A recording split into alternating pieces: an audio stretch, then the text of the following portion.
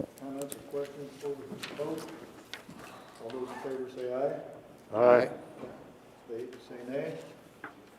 Passes 4-0. Items 3 through 6 constitute a consent agenda of routine action items to be considered by one motion. Items pass unanimously unless a separate vote is requested by a board member. Item 3, approval of the minutes of the January 19 meeting. 4, approval of claims. 5, human resources. Approval of memorandum of personnel transactions. 6, county auditor. Approval of application for an 8-month Class C liquor license, commercial with outdoor service on Sunday sales for Fort Wedge Lounge, effective 4/1/21. And that is the end of the consent agenda. Any questions? Is it Fort Wedge or Foot Wedge? Foot Wedge. I will move approval of the consent agenda. I'll second. Motion by DeWitt, second by Radig. All those in favor say aye. Aye. Opposed say nay. Passes 4-0. Item 7, Deputy Commissioner of Election. A, canvass of Farmers Drainage District Election Subdistrict 2. Hello, I'm Steve Hoffmeyer from the Auditor's Office. I've got the certificates of election and the abstract of votes for both the Farmers Drainage District Subdistrict 2 election and the Garrettson Drainage District Subdistrict 2 election for you guys to receive and sign. I'll move to receive. Motion by Radig, second by Wright to receive the canvass. All those in favor say aye. Aye. Opposed say nay. Passes 4-0. Canvass of Garrettson Drainage election. Is there anything more we need to do with that? That's both of these. I did the Farmers and the Garrettson, both. Oh, okay. I'll move to receive Garrettson. Thank you. Second. Motion by Radig, second by who? You? Right? All those in favor say aye. Aye. Aye. Opposed say nay. Passes 4-0.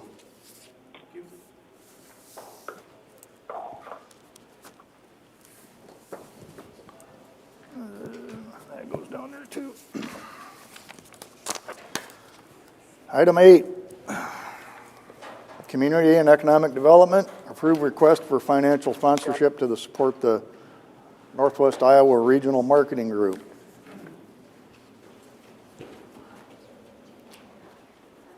Thank you.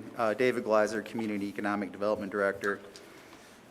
Supervisors, this is a request from the Northwest Iowa Regional Marketing Group, AKA Iowa's West Coast Initiative, for financial support in the amount of $2,000 to provide ongoing technical assistance and resources within the service region of Woodbury, Plymouth, and Monona counties. So just a little background. This initiative started in 2014 when the 3 counties came together, cities, counties, economic development organizations. We came together to apply for a grant through the Iowa Economic Development Authority, which was a dollar-for-dollar match. So every dollar we put in, they'd put in a dollar, and that grant was to pay and support regional marketing activities within the 3-county area.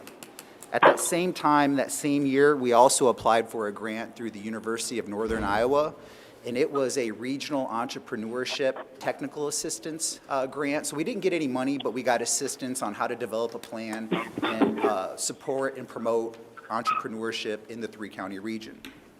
In 2015, the state grant was approved. The city of Sioux City was a fiscal agent, and we started using grant dollars to implement the plan that we made with UNI. So we took the entrepreneur plan and we matched it up with our regional marketing dollars, and we started promoting the events that we've been implementing over the last, 6-7 years now.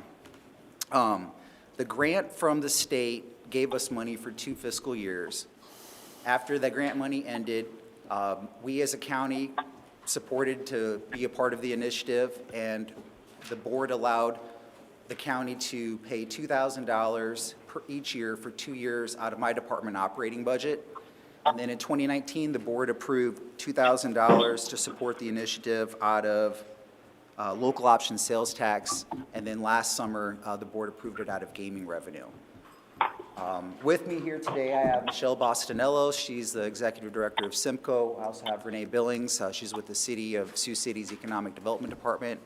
Brad Newton is with the Siouxland Initiative at Siouxland Chamber, and Stacy Orndorff is with Iowa's West Coast Initiative.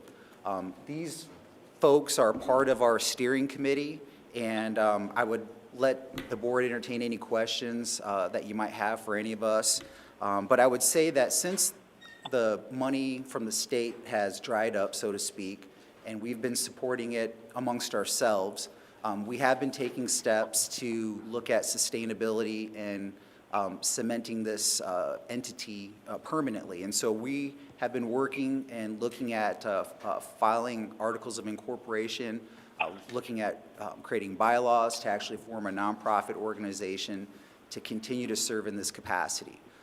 All three counties, all jurisdictions, all parties involved see the value, behind the work that we've done. And this last year, the City of Sioux City applied for a grant through IEDA and was successful in obtaining that grant, and we've used that to pay for a full-time person, which we've hired Stacy Orndorff, to be our entrepreneurial and community liaison. And so she, this year, has been really hitting the ground, out on Main Street, working with entrepreneurs, providing technical assistance, doing workshops, doing a variety of different things that the local governments and counties haven't been able to do. So I guess, other than that, I just wanted to provide a little bit of background of some of the things that we've done, and also assure the board that we are continuing to look forward and pursue other funding opportunities and other sustainability practices. I guess the question would be, what is this doing that's not being duplicated somewhere else? Sure. So with this, and if you guys want to come up, chime in at all, Stacy's role, or the Iowa West Coast Initiative's role, is to really provide more hands-on technical assistance, assistance with business plan development, marketing plan development, market research, and those sorts of things. Sort of things that I necessarily wouldn't have the time or the resources to be able to do. It is similar to some of the assistance that's provided through the Small Business Development Center at Western Iowa Tech, but they're also a part of our collaborative and also work with our steering committee on designing workshops and other technical assistance offerings. And so I guess I would say that we partner a lot with each other, with economic development organizations, technical assistance resource providers, local governments, other entrepreneurs, et cetera. And so I guess I would just say that it's an addition or an enhancement to what's already currently being done. And I guess I would say that what's been nice with Stacy, for those of you that don't know, she's also the owner of a company herself. She has a food truck called Heartland Coffee and Nosh. It's a very successful food truck in the region, and it's one of the reasons why we chose her for this particular position, because she's gone through all these motions herself, and she's able to, I feel like, relate with the clients very well. And for some reason, it sometimes seems like when folks are working with individuals like myself that represent the government, they don't feel as comfortable as they might working with someone like Stacy. So if that might answer your question a little bit. I guess I can say what we do different than other organizations right now. I spend a lot of time identifying entrepreneurs and connecting with entrepreneurs one-on-one. A lot of times people don't realize that they're entrepreneurs, and so finding them, I have a lot of people reach out to me and they're already starting businesses, and then being able to identify as an entrepreneur brings you into a group of people that are also innovating. They're looking for ways to grow their business, grow their community. And so that's a big part of what I do. There is the traditional route of starting businesses and going through the business plan and working with SBA, and I've done that too, but there is a non-traditional route also, and I've been down that path also, kind of taking part in pitch competitions and venture school. And so I'm able to tell other entrepreneurs these different kind of avenues and bring them together. And we found that connecting entrepreneurs is really important in developing entrepreneurship in a region. Stacy, 1 second. Can those on the phone please mute your microphones, please? Thank you. And so that's something that's really important with what we're doing versus what maybe the SBA can do, or SBDC, even SCORE, where they have, you know, confidentiality between clients. We're just really meeting one-on-one, and we're bringing the entrepreneurs together. I've personally met with 30 businesses in Sioux City and 30-plus businesses in rural Woodbury County alone. That doesn't include Plymouth or Monona County. And what's happening in rural Woodbury County, to me, is really exciting. We've been able to bring some rural businesses into Sioux City this year through the Small Business Marketplace, make some connections where they want to open storefronts downtown. And we also had a regional event where we had over 15 businesses in the Woodbury County, Ida County, Monona County region, having a 2-day shopping event that brought hundreds of people through our region. Any other questions? Where are our local entrepreneurs coming from? Are they here in Sioux City? Are they from the surrounding areas? Where are these people coming from? Yeah, we have a lot here in Sioux City, but we're seeing a rise in rural entrepreneurship. And I don't know if that's because I'm from rural and I just, I draw the rural community because they can connect with me. But we're seeing a lot of activity in rural communities in Woodbury County. It's Main Street businesses, but we are talking with some tech entrepreneurs that have some IP things that they're developing, and it's different industries across the board. How easy is access to starting capital for those folks? I can't speak to starting capital from SBDC, but I think with the COVID funding right now, it's easier than it's ever been before. Everybody wants to know where's the free money, and there isn't. And I think what's helpful about having Iowa's West Coast and having me is I really talk about bootstrapping your business and, you know, starting with what you have and building on that and trying not to take loans if you don't have to. But that's always the biggest obstacle.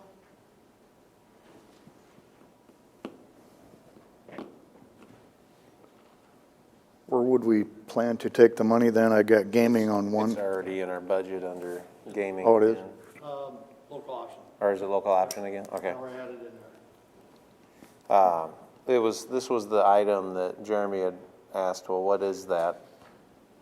And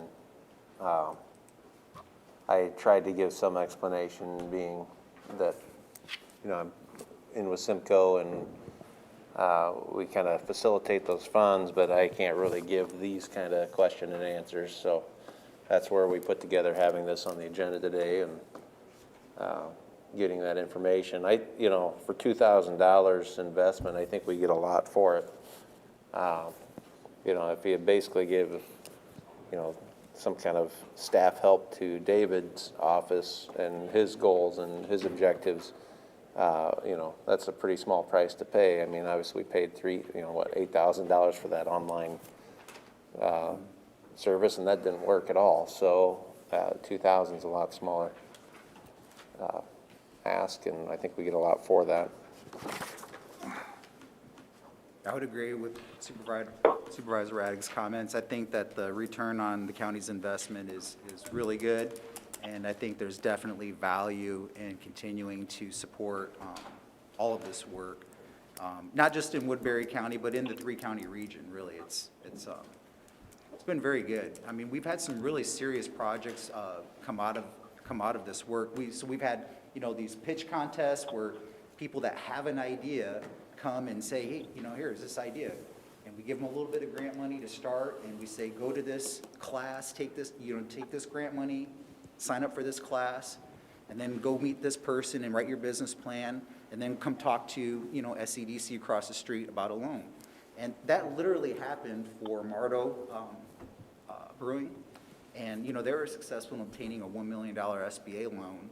And I remember when they first came to our Swimming with the Sharks pitch event at Briar Cliff, and they were just some residents from rural Ottawa. And so, and now it's one of our, showcase amenities on 4th Street. So it works. It really works. I could speak to that too. I participated in the Dream Big Grow Here contest with Heartland Coffee and Nosh 2 years ago and won that contest. I won $4,000, and I was able to specifically take that to buy more refrigeration for our food truck and have more storage, and therefore create more revenue, negotiate prices so we could order more product at one time. And then in that year, I think we increased our revenue by $100,000. So I am a product of Iowa's West Coast Initiative. I've tapped into all the resources that they provided in the past, and now I represent them, and I think it's super important for entrepreneurship.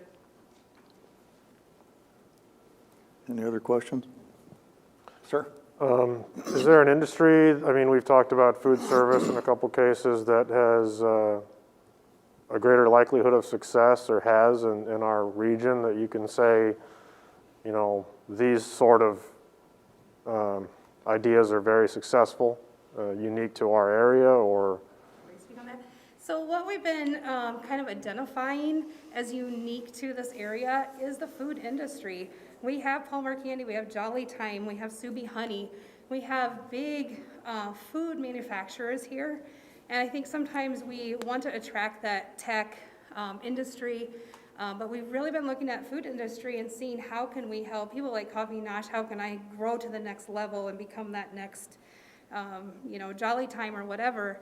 And so just kind of in the last, since I've started 5-6 months ago, we've really identified that the food industry is something that's important and something in our plans that we have a grant for a feasibility study to do an innovation center.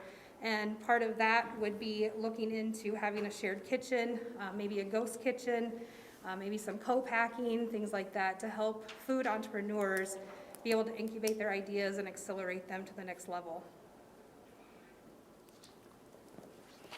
And I will just add that it's been we've been very lucky this last year, especially with everything happening with COVID and the impacts to the food industry, and to have someone like Stacy, who's so well in tuned in that industry and in that space, to be the point person in the region, it's really been a blessing. Any other questions? What does Brad or Renee think? What do you guys think?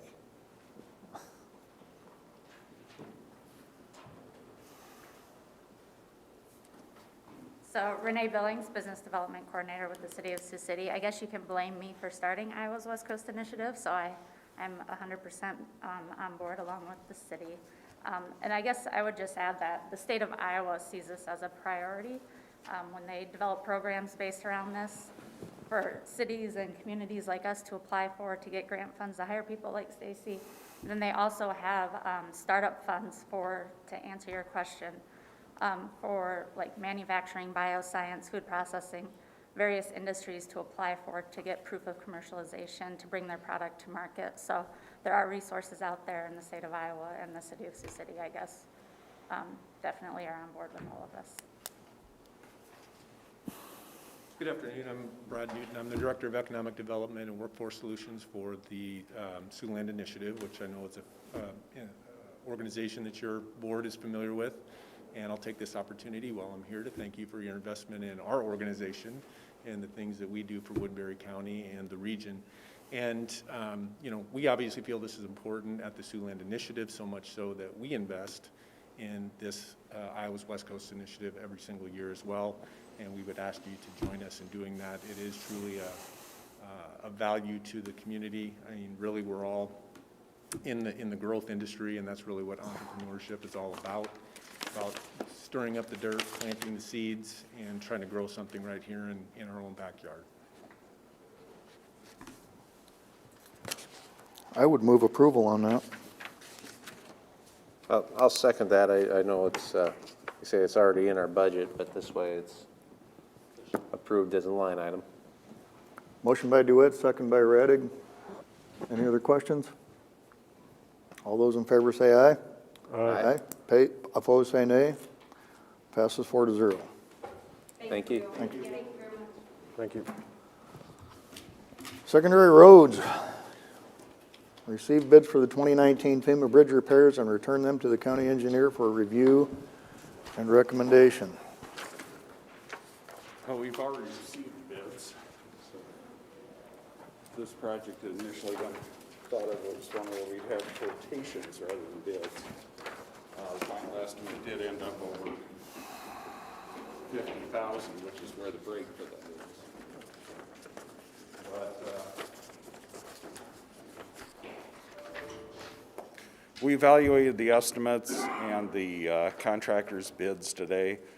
These projects are really difficult to work on. All 4 bridges, contractor has to get under the bridge, work riprap underneath there in the footing, and then try and work that soil up there to repair the damage to the embankment. So seeing fairly consistent prices for the bid, biggest changes being in mobilization between the 2 contractors. We feel we can safely recommend that number 1, the board receive the bids from the 2 contractors, L.A. Carlson for $72,891.15 and Peterson Contractors for $95,541.15. I'll move to receive. Motion by Radig, second by DeWitt. Any further questions for Mark? All those in favor say aye. Aye. Opposed, say nay. I'll move to award to L.A. Carlson. Passes 4-0. Second. Motion by Radig, second by Wright to award the contract. Further questions? All those in favor say aye. Aye. Aye. Opposed, say nay. Passes 4-0. The final item is the signature on the final payment voucher for Knife River Midwest. This is for 1 mile of resurfacing on County Road K49 from D12 north to the Plymouth County line. We appreciate Plymouth County's assistance with this project. They provided not only the administration but also the construction inspection on it. We were able to tie along to a 23-mile project, which saved us some money in the long run in getting this work done. I recommend approval of the final payment voucher and direct the chairman to sign. I'll move that. Motion by Radig, second by DeWitt. Any further questions? All those in favor say aye. Aye. Aye. Opposed, say nay. Passes 4-0.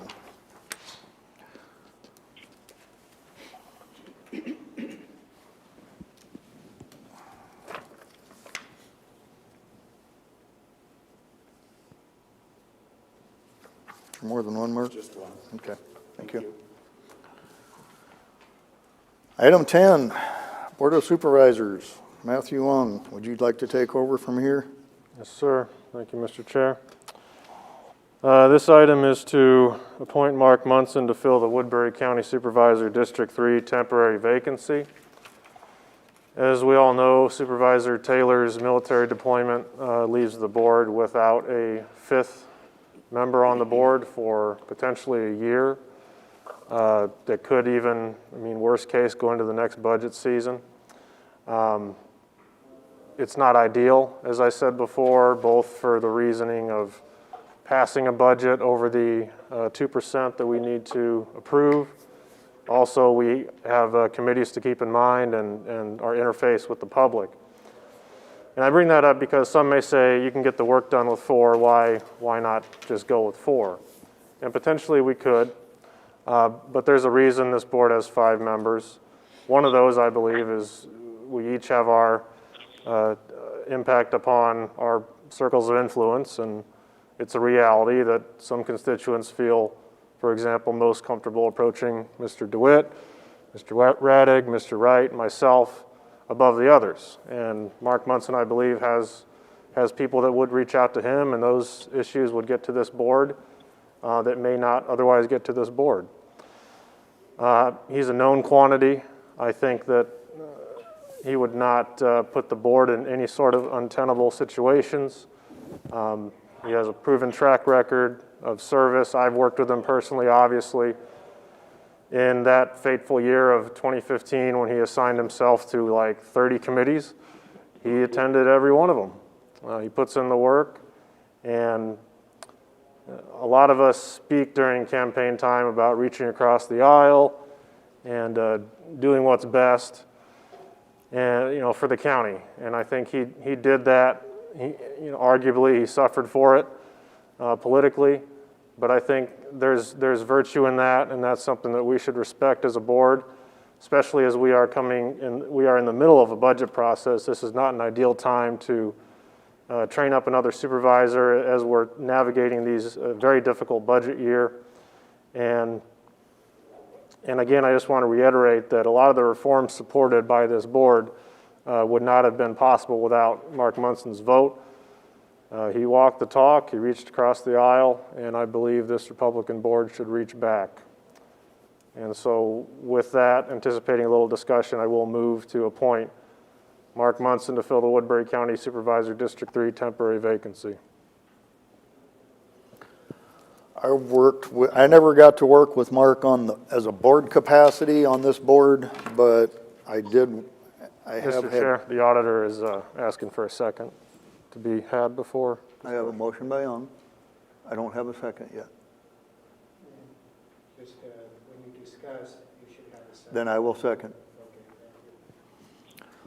I never got the option to work with Mark other than a few committees, the Community Action Agency of Siouxland. He's extremely knowledgeable on the mental health issues. He will oftentimes call me as I'm heading home from a Rolling Hills meeting. As Matthew said, he's a known quantity. I think he is. I wasn't sold on replacing Mr. Taylor, probably mostly as a money-saving venture. Not that it would save a ton of money, but every dollar counts. But I do see value. And I said before, prior to Mr. Taylor leaving, we were a board of 5 Republicans, but I didn't ever anticipate any heavy vote that would be 5-0, or all of them be 5-0. We all have our different ideas on what's right for Woodbury County, and I would support Mark Munson for a temporary replacement. Mark Munson's on the phone. Go ahead, Mark. I don't know that I am a Republican or a Democrat. I kind of think it's down the middle and get it done, what needs to be done. I am kind of excited about this because of getting the budget pulled in and getting some economic development going. The other thing that I've been thinking about, because I've had a couple people comment to me that Jeremy is double dipping. Not so. He gets 30 days with the county that's required by law. I would not take any money until it expires, and I would work that out with Human Resources. It's not that big a deal, but it's not worth wasting time arguing over that concept. So that I would do that. I'm ready to go if you're ready to go. Well, that's a pretty good offer to hold back on the payroll portion of it, but any other comments? Mr. Chairman? Mr. Chairman, Yes, sir. William Burrows here, 4409 47th Street, Sioux City, Iowa, District 1, Woodbury County, Iowa. I wish to speak today to encourage you gentlemen in the strongest possible terms to hold your horses before filling the vacancy on the board created by Mr. Taylor's departure. In speaking with the Woodbury County Attorney's Office, Iowa Code 69.20 permits such a vacancy to be filled, but it does not require it, and it certainly does not require that such an action be done in haste. Each of you are self-proclaimed fiscal conservatives, and as an mentioned taxpayer, I challenge you today to prove that claim by not filling the position. As reported in the Sioux City Journal on January 23rd, 2021, Supervisor Keith Radig of my district was quoted at the January 12th supervisor meeting saying the 4 remaining supervisors should, quote, play it by ear and see over the next 2 or 3 months if they see the necessity of appointing someone in Taylor's absence. I agree with Mr. Radig, but I would suggest more like 4 to 6 months. This would not be the first time the board has left a vacancy unfilled. As far as votes made by you 4 remaining supervisors requiring a majority of 3, since you are all of the same political persuasion, I see the chances of a stalemate as little to none. In the same article, the board chairman was quoted as saying, "We've talked amongst ourselves about filling or not filling it." At least 3 names were put out there. However, gentlemen, I would remind you that there was only one name that was made public. First of all, was this a violation of the Iowa Open Meetings Law? If not, in the interest of transparency, what are the names of the other 2 individuals? If you, as elected officials, persist with this folly and are looking for more names, my personal recommendation is Kevin McCormick. Retired Sioux City Police Officer McCormick took a bullet for this community, and he deserves some serious consideration for the position. As a result of the last election, there are 21,094 Woodbury County taxpayers who would agree with me. Furthermore, I understand that Kevin is a business partner of Sheriff Sheehan, so the sheriff could attest to Mr. McCormick's business acumen. That said, over 50% of the adult population in Woodbury County are women, but they are grossly underrepresented on this board. So I ask you, gentlemen, is now the time to bring about some semblance of gender equity, albeit temporary? In closing, I say you will have done the taxpayers of this county a disservice by filling the vacancy without further seeking out other qualified individuals. Therefore, I ask that a decision to fill the vacancy created by Mr. Taylor's absence be deferred for a period of not less than 6 months. Lastly, to whom should I send this statement for it to be entered in the record? Thank you for your indulgence in this matter. All right, I'm going to take this one for the opening. As far as your open meeting laws, Mr. Burrows, we have every right to speak with one other supervisor at a time, and I, as chairman, did reach out. It was not to settle on a name. It was simply to say, have you guys given it any thought? There was never 3 of us there. There was never any violation of open meetings laws. Secondly, for Kevin McCormick, as I understand it, the person has to live in that district of the vacancy. Am I wrong, Mr. Gill? Check with the county attorney's office, but that would be Mr. Woodman? That's my understanding. The person has to qualify the same as someone who were elected, so to be eligible, you'd have to be a resident of that district. All right, so getting back to one of the other issues, Mr. Burrows, is that I told you who the other names were in a text message. And furthermore, no women stepped forward. No other ladies' names came up that I'm aware of. So, Mr. Ung? You already addressed it, Mr. Chair. I was going to address the district issue. I always find it interesting when people throw Iowa code at us and they ask us to violate Iowa code at the same time. My understanding is, based on his last election and what seat he ran for, Mr. Kevin McCormick would not be a legal appointee for this position. So the board is not going to violate the law.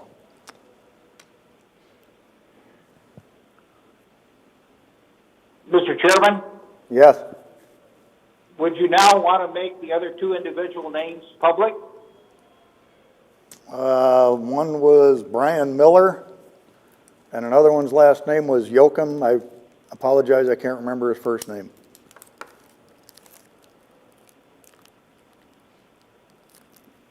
Mr. Chairman, Yeah? was there ever a call by the board to the public to submit names for consideration? Not that I know of, but the agenda is published each week, so I don't know what more we need to do.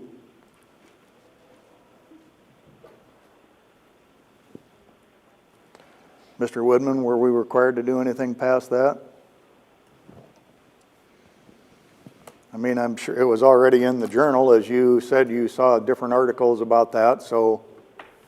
That was, Mr. Chairman, that was after the fact. Rocky, you asked me a question. There's not a process set out in the code that the board's required to follow. Part of that is, I think, based on the fact that it's a temporary vacancy. The code simply says that the board may appoint, and obviously that has to be at a public meeting that's noticed, and that's what we have here. So, you know, if the board is desiring to appoint, it's properly on the agenda today, and I don't have any problem with the process that's been used to this point. Mr. Chairman? Yes, sir. In the vein of open, honest, and transparent discussion, did you as the chair have any other supervisor, constituent, or citizen submit an agenda item requesting an appointment be made of any particular individual other than Mark Munson? No. Thank you. I will add, Mr. Burrows, that I will agree with you on one point, is that I would have been ready and willing to wait maybe another 2 or 3 weeks before this hit an agenda. But Mr. Ung put it forward on the agenda. I felt it was a valid agenda item, and I wasn't going to have a conversation with him about removing it. Well, and to another point, you know, I do plan to vote no on this item because I did say what I said and I meant what I said, and I still do. But whether or not he read the article, taking just my quote and assuming that meant the majority of the board felt the same way, is also a mistake. Because just because it was reported what I said or what I thought doesn't mean they asked you guys what you thought. And quite frankly, it takes a majority of board action on this item, so.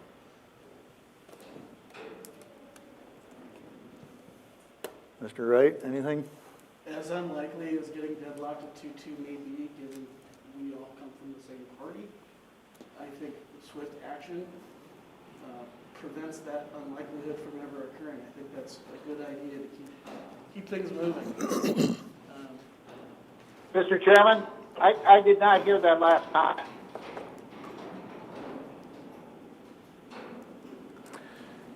Just as you said, Mr. Burrows, as unlikely as it may be that we may come to a 2-2 deadlock on any of these issues that may be coming before us here over the next several weeks, as unlikely as that may be, I'm going to be supporting this motion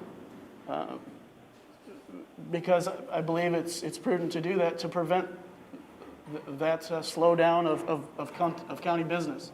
As unlikely as it may be, I think moving swiftly gets us to 5. It doesn't disrupt appointments to various committees. We stay at 5. I just believe that in order to do the business that the county has asked us to do, we're a 5-member board for a reason. And one of those reasons is to, as prudently as possible, do the county's business as efficiently as possible. And to even create the possibility that we might get deadlocked 2-2, I don't think is a wise decision. Did you hear that, Mr. Burrows? Yes, I did. Thank you. So who do I register this statement with so that it becomes a part of the permanent record? Mr. Gill? Yeah. I Would don't you- think my mic's working. Would you like that delivered or mailed to the courthouse, to your Email it office? Yeah, email it to our office. I'm sorry? Email it to our office. Can you email it to Mr. Gill's office or to Mr. Gill directly? Yes, sir.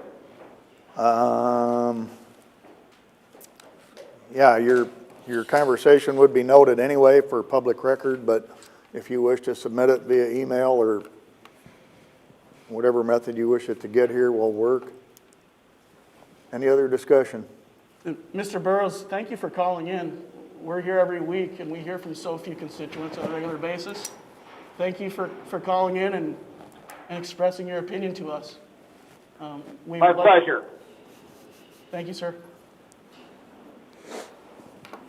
Roll call. I'm sorry? Roll call vote. Yep. Any other issues, items, concerns, statements?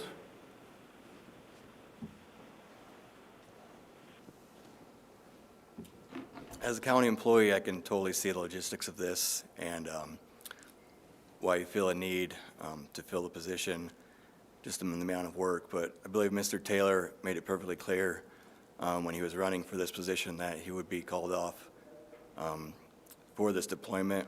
I heard it many times on the radio, and the voters still voted at him knowing that. So I just feel like the voters knew he wouldn't be here.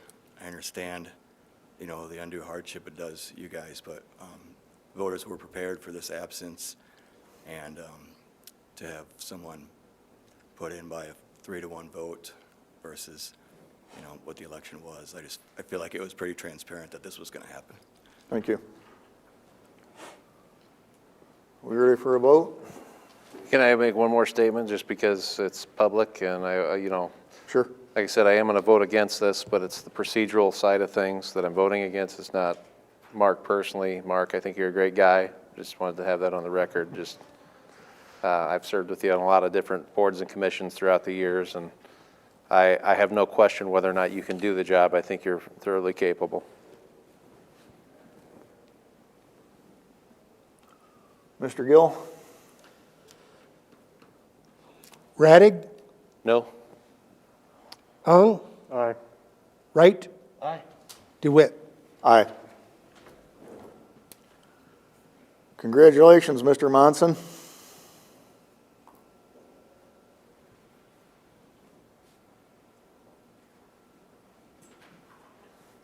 The suspense must have been too much for him. Sir. Is there any time when he will be sworn in where he's officially placed in the seat so we can start, you know, start with him? Be sworn in? Do we need Mr. Gill's office to call him, Mr. Woodman's? He has to be sworn in, yeah, Okay. and be bonded as well. I will, what do you want me to do, Pat? I'm coming in tomorrow anyway for a meeting. You want me to start the process?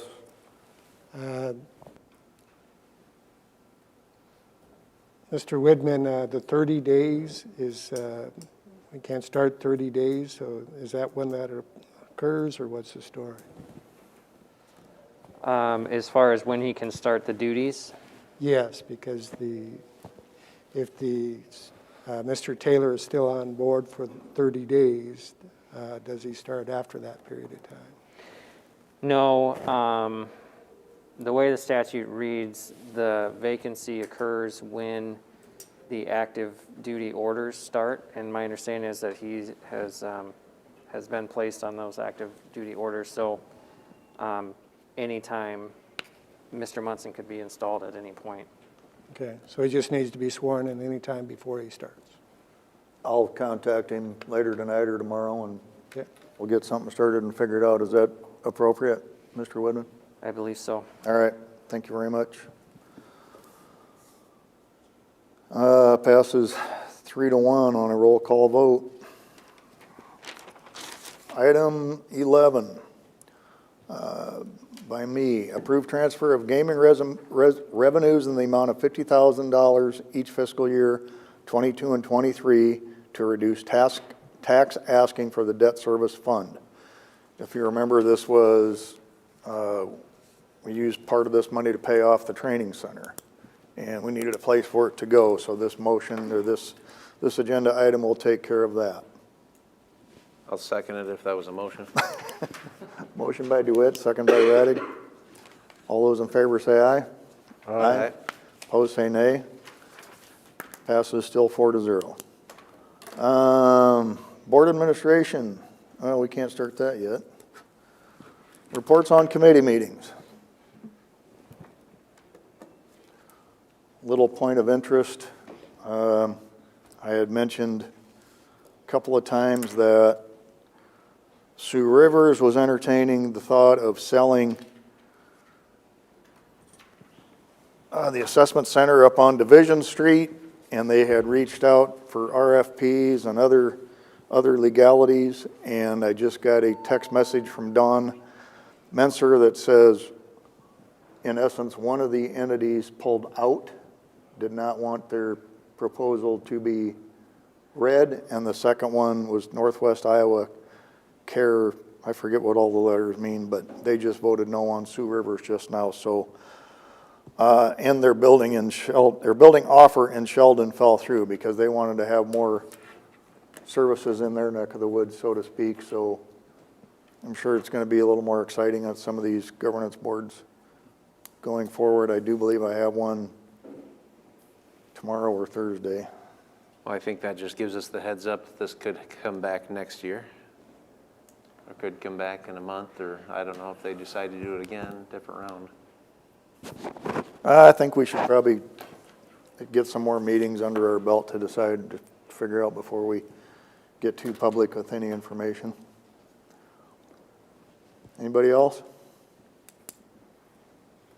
The Workforce Development Board has been meeting, seems to be pretty productive, even though it's mostly all Zoom, oriented. Because with that, they have their different, like Jean Logan and her organization and Goodwill, they're service providers for this. So the service providers are doing the work while the official business is done via Zoom. So things have been going well so far with that new Workforce Development Board, even though there are a lot of challenges of getting people to go to school, sign up for job training, those kind of things, because there's so many more opportunities to not do that right now. Sir? Speaking of Gene Logan, Community Action Agency continues to receive federal funding as a result of CARES Act and HEROES Act monies. And they continue to do a very, very good job of taking those funds in and very skillfully getting it into the hands of families that are in need here locally. I've been very impressed with, since I've been meeting with them the last few months, at the transparency with which they operate, and also just their heart to try to meet excuse me, to meet the needs of people that live here in our area. So just been very impressed with them. Chairman DeWitt and I attended the Sioux City Conference Board meeting. Action taken was to approve for publication a budget, which will be adopted at the public hearing forthcoming. It's slated for an increase of, I believe it was 20 to 40,000 after a reorganization within the office. They still want to hire another city assessor, but would not be in this budget year. But that's the max increase. It can be cut at the public hearing. That's it. Thank you. Any other committee meetings come to mind for anybody?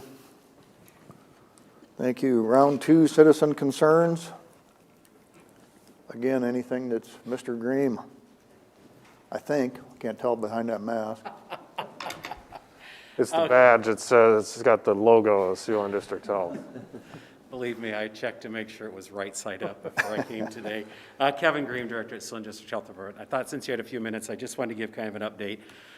With this COVID-19, we're seeing changes every time. Last week, the changes that came our way was previously we had looked at a priority population of 75 and above. The governor announced last week at her press conference she was moving that down to 65 and above.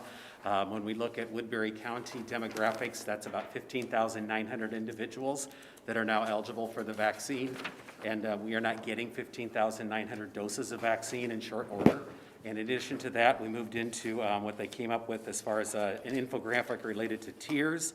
And underneath the Phase 1B, which we're moving into next week, in addition to the 65 and above, are the first responders, which are firefighters, police, child welfare, social workers, and then also we're onto the PK-12 staff, early childhood education, and child care workers. We're working to develop and finalize plans for distribution. Some of the things we'll be looking at, I know in the one of our media publications, I wanted to clarify, we are looking at getting vaccine in the supply that we can do clinics, public clinics, for up to 2,000 individuals at one of those clinics in these priority audiences. And so those will not be daily clinics. Those will be as vaccine is arrived. If it's not coming in fast enough for that, we'll lower the number. But we're working with the network of healthcare providers so that we're all sharing staff to be as efficient and also proficient as possible at not wasting any of the vaccine. Some of the things that we have done and been allowed to do is, as a part of what we've kind of done, is that last week, the week before, in one of our clinics, we had a few extra doses, so we were able to offer those to the sheriff's department. That was jumping out of the category, but they were the ones readily accessible on the day of a blizzard, that we could get the vaccine administered so that we didn't waste anything, because that's our priority. Last week, we ended up with about 20 police officers that came in. So those actually are in the tier 1, but what we hope to do when we do any of these clinics is to have individuals identified that meet, at least beginning in the criteria area, that we can get that vaccine into. Yes, Pat. Oh, Pat wants, Pat, what's on the list? Yes, they moved it down to 65 and older, but we look at about 5,000 total in just the tier 1 with the PK-12 staff, and then also that fall within the first responders. So there's just a lot of people out there that want the vaccine. We understand that. One of the common things I would say, we just have to continue to state, it does no good to call us. It ties up our phone lines. It takes staff away from doing other things that support our work and planning and being organized to do this. We have brought our phones back on live. We had basically gone to a full answering system for about a week at a time because, there was anywhere from 50 to 75 calls an hour coming in, and it was the same conversation over and over. And so people are wanting on the list. There is no list, that type of stuff. We will be making announcements through the media. We'll also be working with our network of providers to announce. They'll be working with their patients also to get signed up and make sure they're aware of it. So it'll be out there, but I will tell you this, we will not meet the demand in this first criteria by the end of February unless this vaccine allocation and what we receive within Iowa is going to be increased. Like I said before, one thing that hasn't changed is 18,500 doses in total for the state has come in on a weekly basis. So that goes clear across the state in its entirety. I'm doing a little checking because I did see, I'm trying to verify, for some reason what I didn't understand is they had a report that Nebraska was receiving 5,000 doses a week more than Iowa, and their population is less than half. So I think that's been one of the challenges we've had. And then also within the Union County, just getting the South Dakota and Avera system to bring vaccine to Union County. That's been another challenge that we face too, and just trying to ferret some of that out because we need the vaccine in the tri-state area.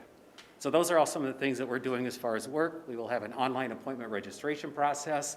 When we announce that, it'll be within those, when the appointments are full, there won't be any more to choose from.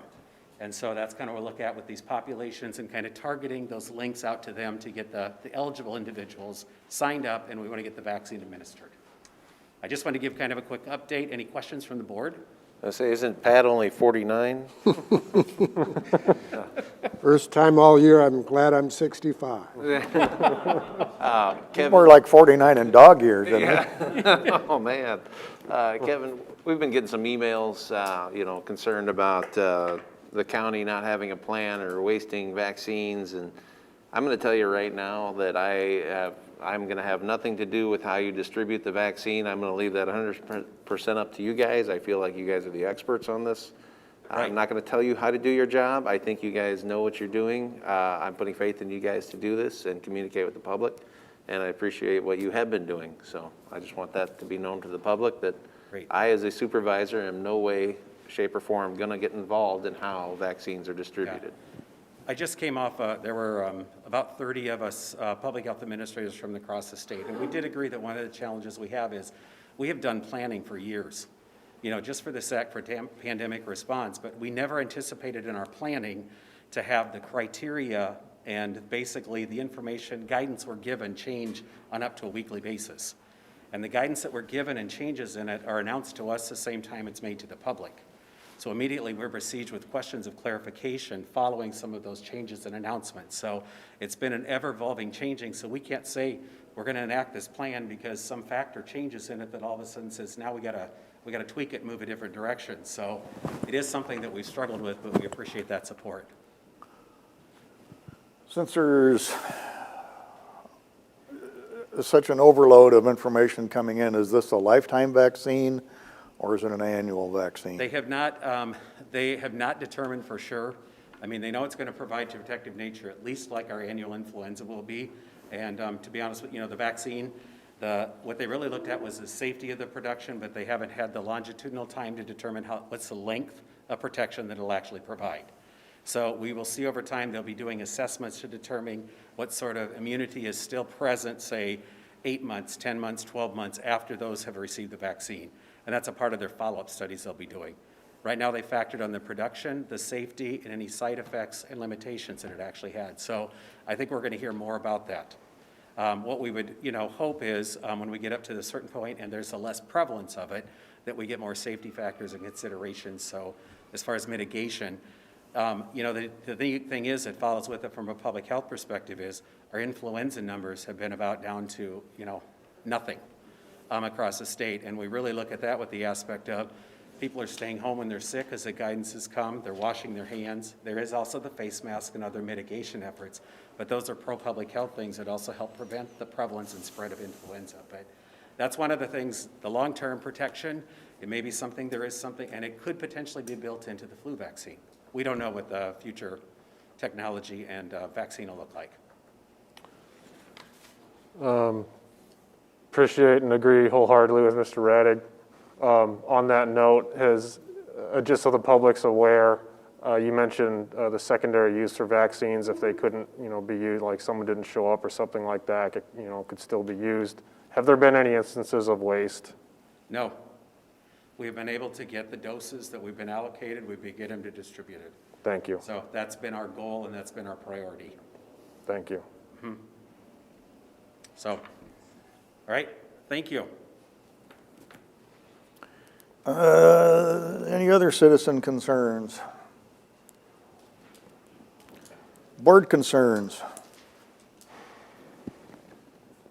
Big ticket items, Mr. Young?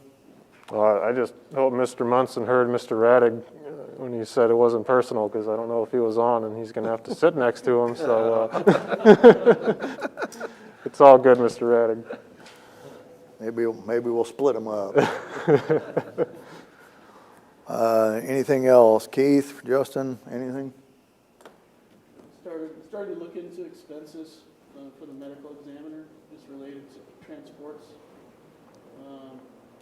and handling of deceased individuals. So I think there's some work that can be done to go back and look at the contracts that were negotiated here recently. And there's at least one entity currently with whom a contract has not been established. And so I'm going to be working on that here in the short term to try to figure out if we can do the business of the ME in a little less expensive manner. And in chatting with Dennis, we discovered that it seems like other counties, because I asked him to look into that the other day. What'd you say, Dennis? It's all over the map? Yeah, we did talk to Potawatomi County, and they did try to do a study at the request of their board of supervisors, and they found out that everything's all over the board. There's no way to compare anything. But we did talk in length with the county medical examiner's office in Potawatomi. And they do not have a morgue. One hospital can handle one body, another hospital can handle two. They actually transport all theirs through cooperation with the funeral home to the state medical examiner. The funeral homes charge $450 going down and $300 coming back, and then the autopsy down there runs an average of $2,000. They also have a contracted doctor by contract. Doesn't matter how many autopsies they do.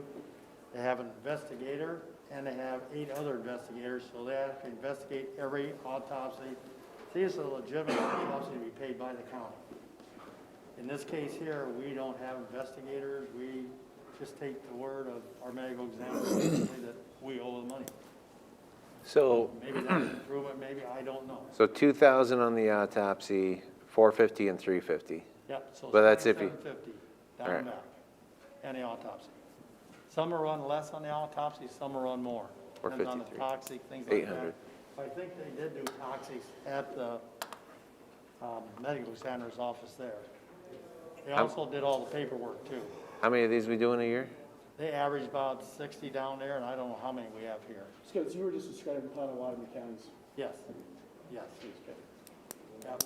He said, you know, they're trying to get a state portal with the state medical examiner where they all turn in their information so they can try to put something together. It might resemble some kind of a comparison, but she said it's very hard to do.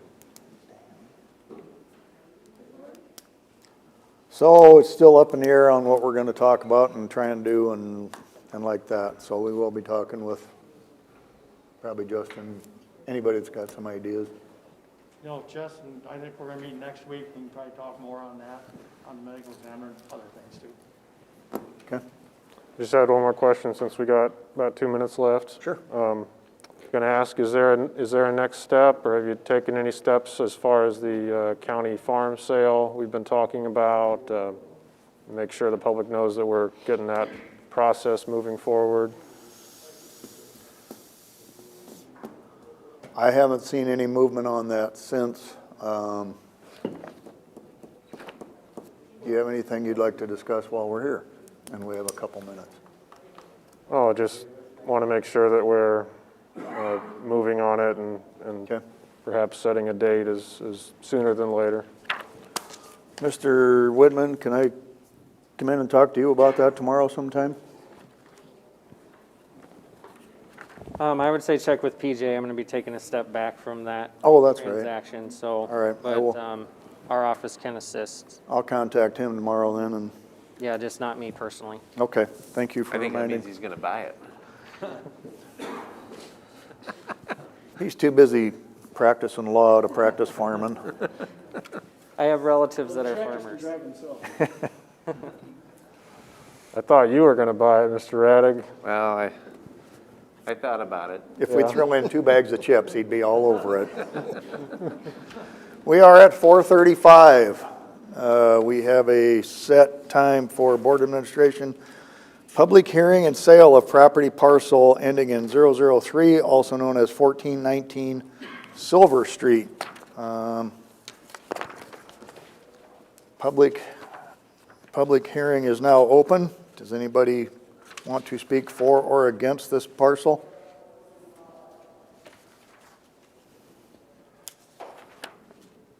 Hearing none, I move the public hearing be closed. Second. Motion by Ung, second by Wright to close the public hearing. All those in favor say aye. Aye. Opposed say nay. Passes 4-0.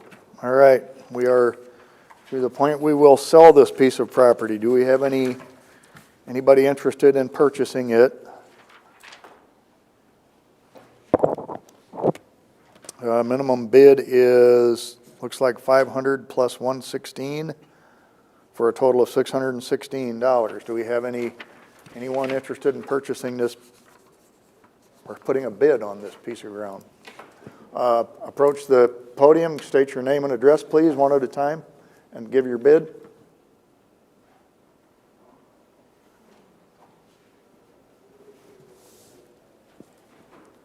My name is Jose Loera, 1518 Silver Street. And bid the minimum, what you guys said, $500? 616 is the minimum. Yeah, that, and I bid that. It's gonna- Okay. Don't go far. Do we have any other bids?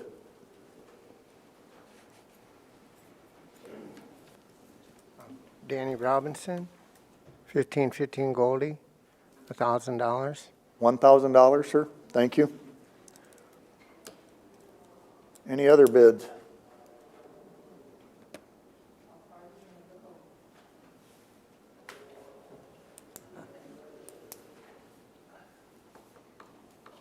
My name's Lori Jervik, 2110 South Lemon, 1100. 1,100, okay.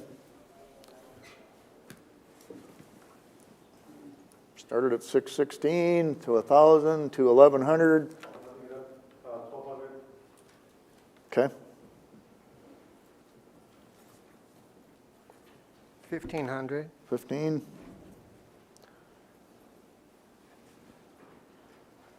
16. Okay.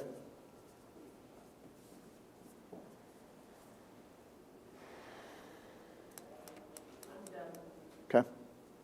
Mr. Robinson? Going once?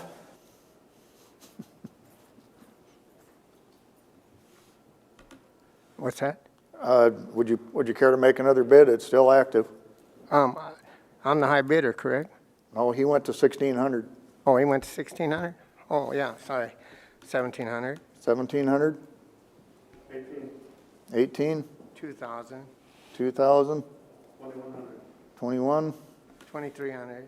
20? 25? 27. Current bid at 2,700.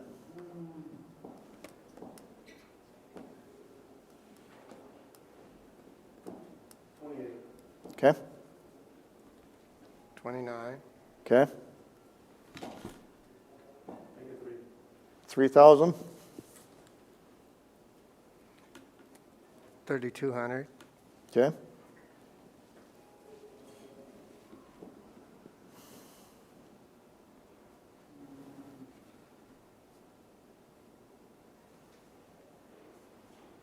33.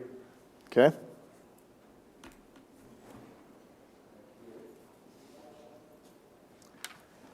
Any other interested bidders?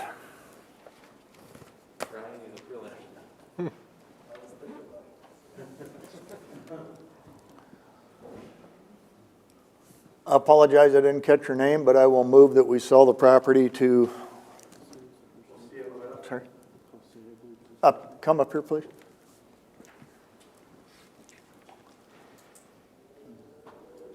Jose Loera. Okay, Mr. For 3,300. I'll second that. Motion by DeWitt, second by Radig. Any further discussion? All those in favor say aye. Aye. Opposed say nay. Passes 4-0. I'll have you talk to Heather back there. Thank you very much, sir. All right. We finished with board concerns? Does anybody have anything else they want to run on before we start the budget hearing? Anybody need a? We'll take a 5-minute restroom break or whatever kind of break.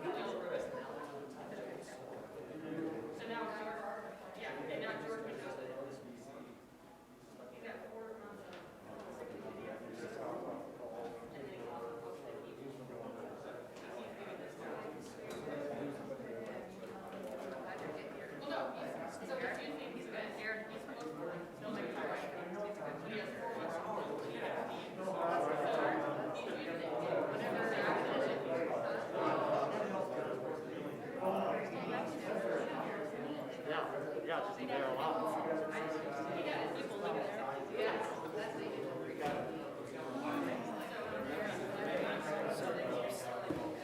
Yeah, this is gonna be interesting. You want to see our new What you addition? get now? Oh, you got a new dog?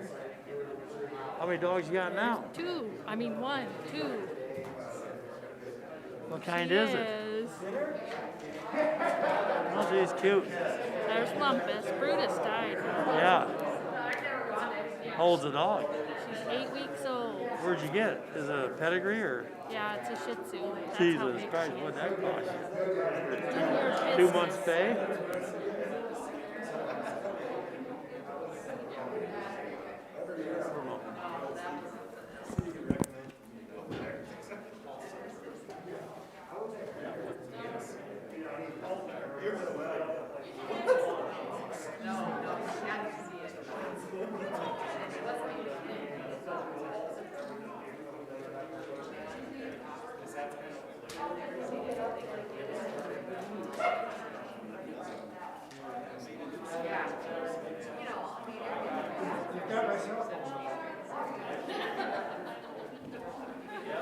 It's so cute. It's like this. Go over your feet. You have to jump and step on her.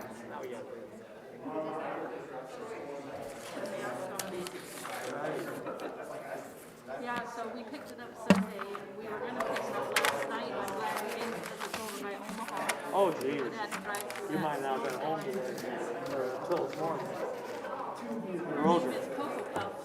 roads are pretty bad. We named her Cocoa Puffs. Cocoa Puffs? I'll bring her in. I take her to the vet tomorrow. I might bring her in when we're coming back. Or make like stuff on this.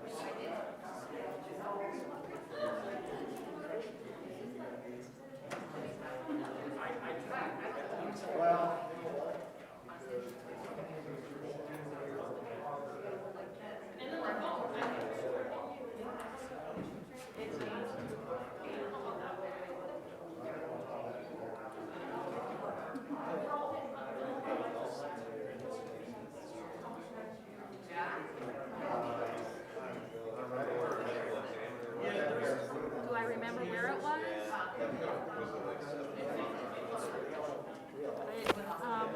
It's under county board, wasn't it?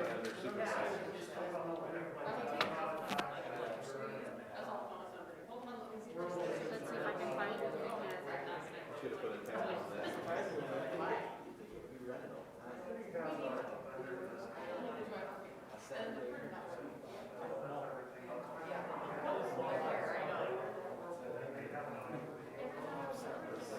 What fund, where is medical examiner? Medical examiner, that is under the Board of Supervisors. But where? What's, Oh, is just it got barely its own into fund? it. Yep, no, it's got its own department. 7-8, that's 7-8. Isn't very far in. My fingers aren't working. They're too slippery. 7th Street of Revenue, yep. Yeah, that's it. See, you found it. There's it.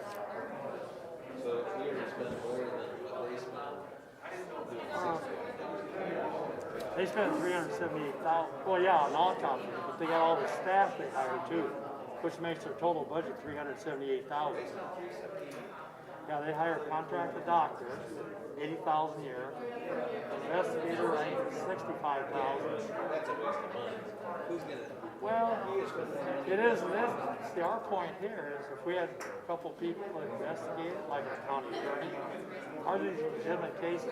Heather Karen feel that some aren't. We should be paying, but nobody investigates.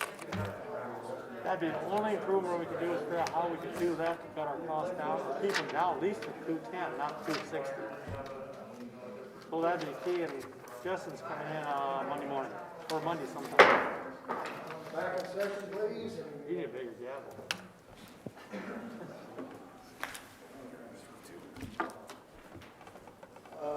Budget review discussion for FY 2022. First item is A, Sheriff in uniform, page 5.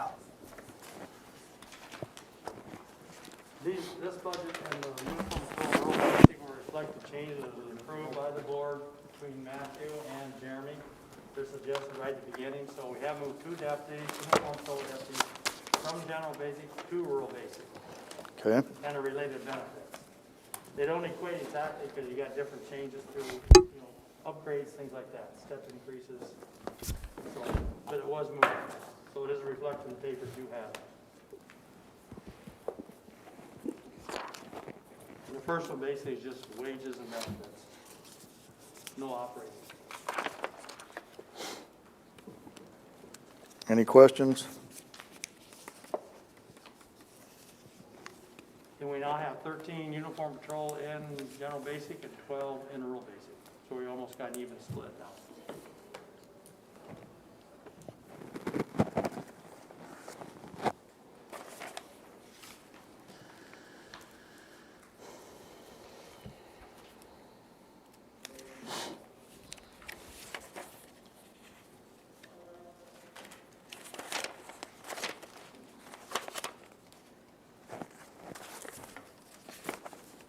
Is that kind of how the split works as well? I mean, you have so many guys that are serving warrants and serving papers, and you have others that are patrolling.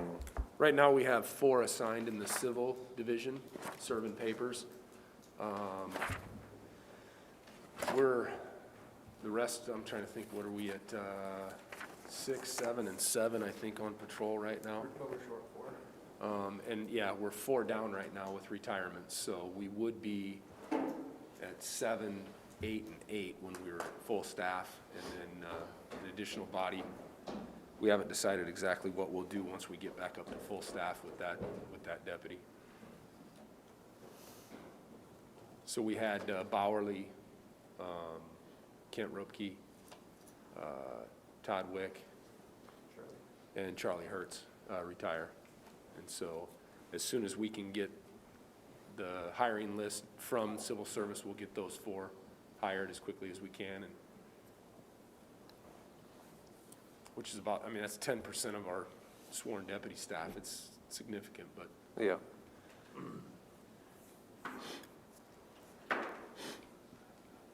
That was all my question. I'll move to receive. Motion by DeWitt, second by Ung. All those in favor say aye. Aye. Opposed say nay. Passes 4-0. Highway Safety Grant, page 7 and 8.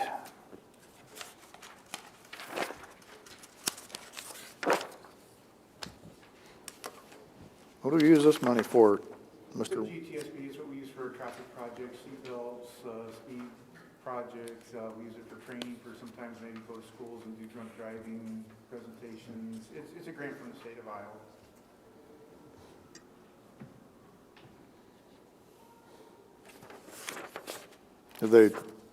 Are they keeping, is this an ongoing every year thing? or- Every year, the money changes a little bit each year. Is it? We can ask for a piece of equipment. I think this year we're getting PBTs, we're getting preliminary breath machines that test alcohol levels out on the street. Okay. Any other questions? I'll move approval. Second. Motion by DeWitt, second by Ung.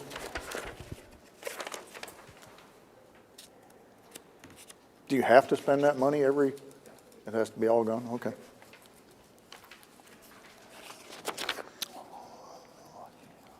Questions? All those in favor say aye. Aye. Opposed say nay. Passes 4-0. Investigations out of general basic, 9 and 10. All wages and benefits. And this was where we moved somebody out of to move somebody somewhere else, right? Correct, and we may be moving somebody back in. We're trying to figure out how everything's gonna shake out.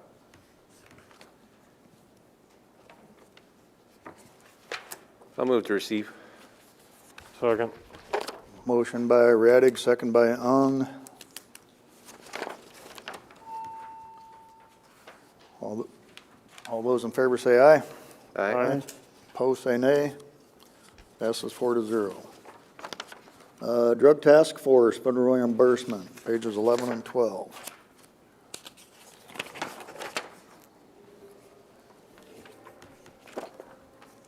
I'll move to receive. Second. Motion by Radig, second by Wright. Remind me, how is this the, It's an in and out, right? yeah, the feds? They cover the overtime. They cover the overtime, that's what it They cover was. the overtime for the deputy that's assigned to the task force. Right now, with the promotion of Todd Peterson to captain, that spot's not currently filled, and until we can backfill with the new hires, that spot's gonna be vacant for, an undetermined amount of time, but probably it could be 3 to 6 months until we can get that filled. We've made the determination that we cannot short patrol. We have to provide the emergency services first. So when we can fill it, we will.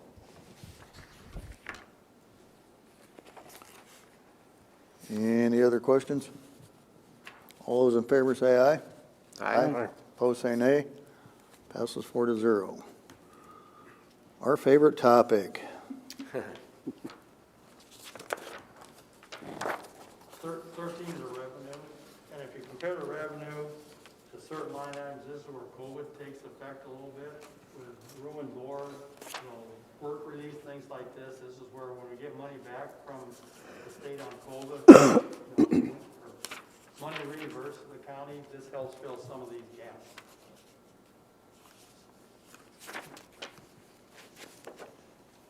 It actually affected the current year, it'll affect next year, and hopefully by 23 it'll straighten out.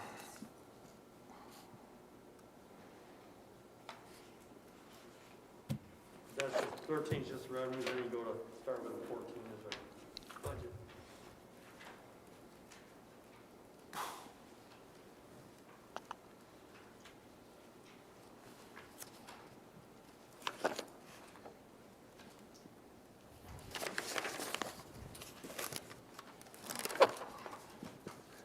Just upped repair and maintenance a little bit there, it looks like. Which page is that? Oh, it's just 17, I think. It's just only $2,000, but. It's a contract increase, repair and maintenance. Was that for radios? It's for the radios, so it's the contract increase on the radios. I'll move to receive. Second. Motion by Radig, second by Ung.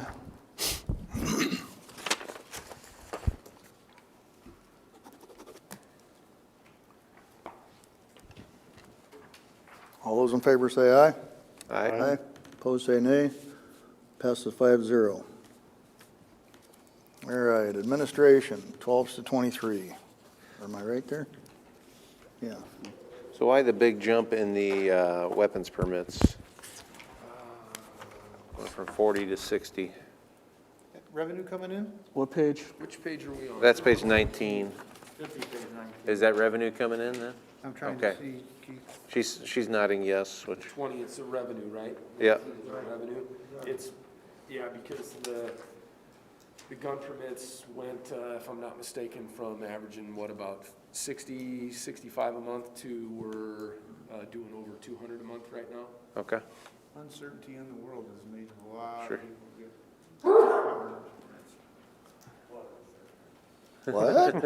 What? You mean unity, right? So is that those increases based on a formula, or just what people are willing to pay? It's supply and demand. Yeah, is it supply and demand essentially? It's governing those revenues and what people are paying for them? Well, it's just we're tripling or quadrupling the number of people that are getting permits from us, so. Okay, it's so just the a- cost the cost of a single permit has not increased? No, that's the same. More, more permits It's are, just more, okay. went from, like I said, around 60 or 65 a month, I think if I looked at, up to, we're over 200 a month now. Okay. Do you have any ammo yet, Rocky? No. Nope. Well, I do, but it's not for sale.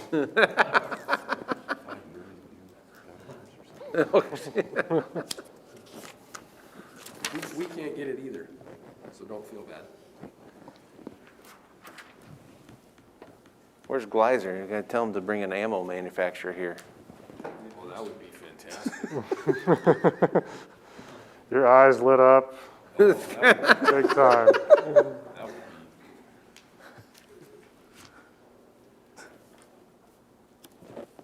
Yeah, instead of tax incentives, just supply incentives. Right. Really. Well, even reloading supplies are just ridiculous. You can't, if you can find them, they're greatly elevated on the price. I think one of our guys, as they were hunting for ammo, they were told by one of the manufacturers, they estimate there's 5 million new gun owners. 7, I think. Is that what it is, up to 7 It's a million lot. now? Yeah. And every one of them buying X amount of ammo to, Yeah. that's ridiculous, but yeah. Nationwide? Yeah. Feels like just in Woodbury.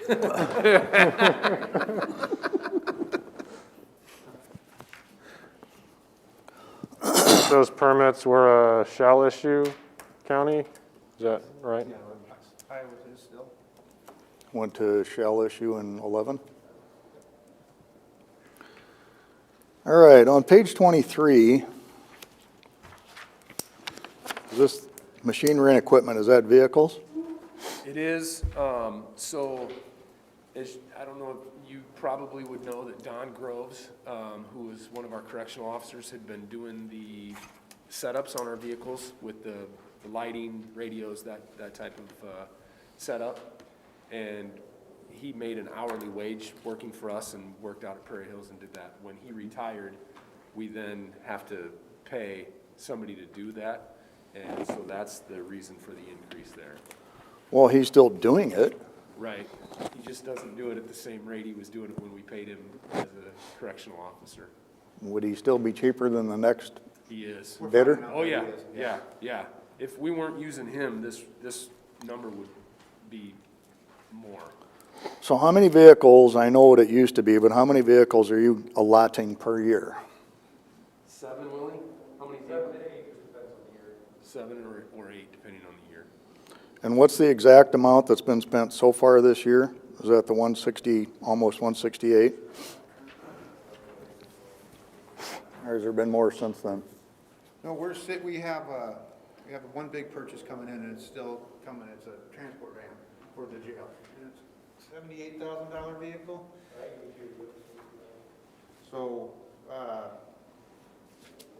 what was the question?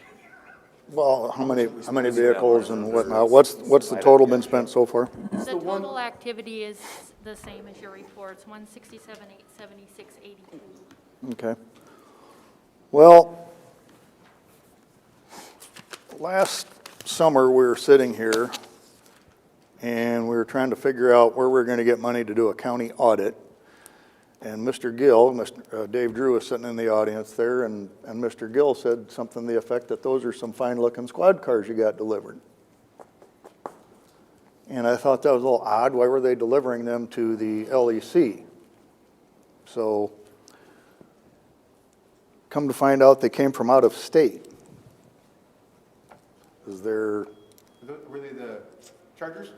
No, this was the Durangos that came from Indiana. Will, you want to come up? That's when we couldn't find any here locally, right? Yep.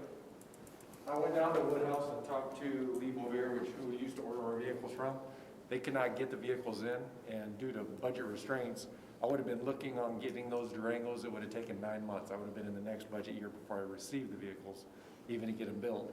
I reached out to different organizations and talked to a fleet manager of our area, which is basically like a 5-state area. And he said, well, Woodhouse, they're not a fleet supplier. We use them, but they go through somebody else. So we're basically going through the same fleet organization. They'll ship them down to Council Bluffs to Woodhouse. We're getting billed for all that travel time getting them to us. So I went direct to Indiana, where they build them, manufacture them there, and get them off the ships. And then we just go direct, and I was getting them about $3,000 a piece cheaper. No. And I could get them right on time.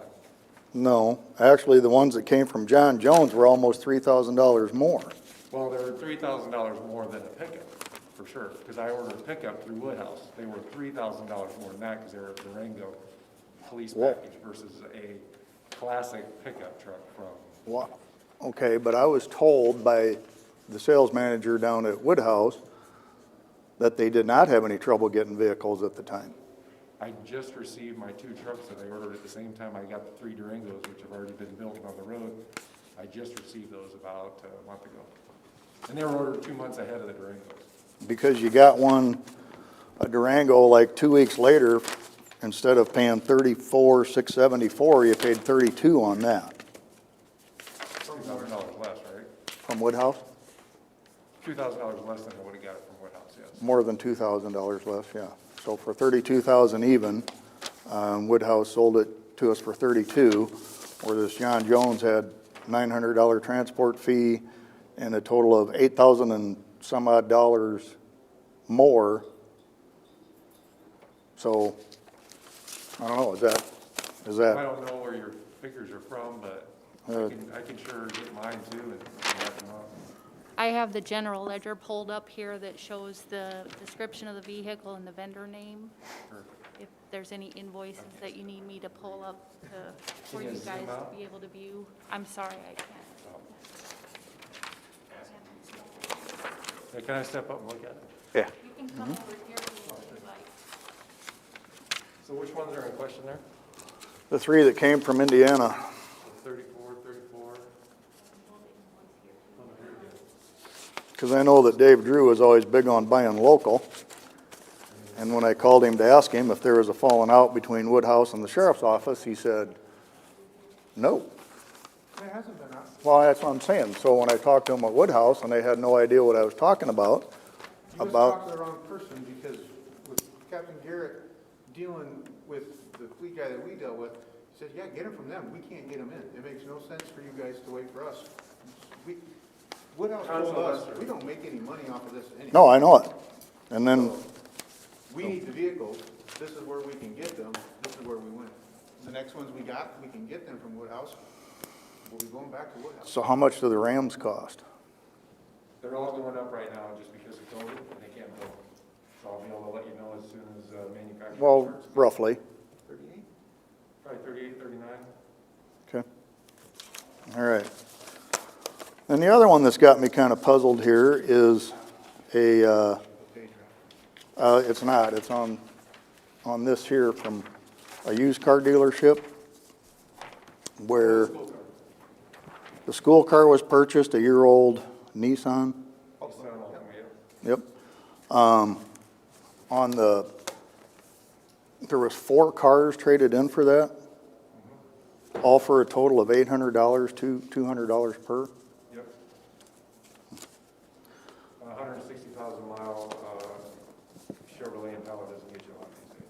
Well, but those Grand Marquis, Dennis told me that he was sitting with then Major Wick and trying to determine what the Grand Marquis were supposed to be valued at, and they had somewhere around $3,500 per car valued, figured into the budgeting for trade-in value. Okay. I can't determine what the value of them is. Well, Dennis, am I wrong? Were you sitting there with Mr. Wick on that deal and trying to determine what the future value of those cars would be? I think they came up with it because I think they sold them, didn't they? They sold them. $200, the cars they got for $200, did they turn around and sell them? I'm sure they did, but, Well, I guess my thing is, if they're only worth $200, were they that in bad a shape? We were driving inmates around in a $200 jalopy doesn't that sound like a liability waiting to happen? Sometimes we use those cars just to get the employees to and from work. We got to work with what we have. Well, I'd like to drive better vehicles, and we have to weigh what we can do with them. So. I understand a 160,000 mile car is probably way worse than that when it comes from the sheriff's office, because our vehicles don't stop running. So if you were to look at the hour meter, these vehicles, even though we keep all the work orders on all of them, get them all from Pioneer Auto and show you what we've done to them, they cost us a ton of money towards the end, but we keep putting Band-Aids on them because we can't afford a $39,000 charge for everybody to drive. Okay. The Crown Vics were 160,000 miles, approximately, We have a couple with 200,000 miles on them. in good shape. Well, they're They're not, not too bad. so, They change regularly. so, Got a bunch of holes in them from antennas. In general, though, don't we normally auction off the vehicles, or was there a reason we didn't do that? No, we don't. We trade them. Woodhouse will come out and look at all the vehicles and then come up with a price quote. But if you give me 3,000 apiece, I'll definitely take it. That's more money for us. in our budget. And with respect here, I think what Rocky's getting at is, in 3 minutes, I looked up Blue Book value on those, $700 to $1,600. So I think we got to be better. well, I mean, what happened to, say, these cars? Did they go to the crusher, they get wholesaled out, or? I believe those were sold to, a couple were sold to Pioneer Auto. I think one might have been sold to, call them Res Rockets, I don't know what the name of that place is. Over in Winnebago, I believe. I think they came in and bought one. Auto dealership? Yeah. Oh, okay. Well, who bought the Impala first?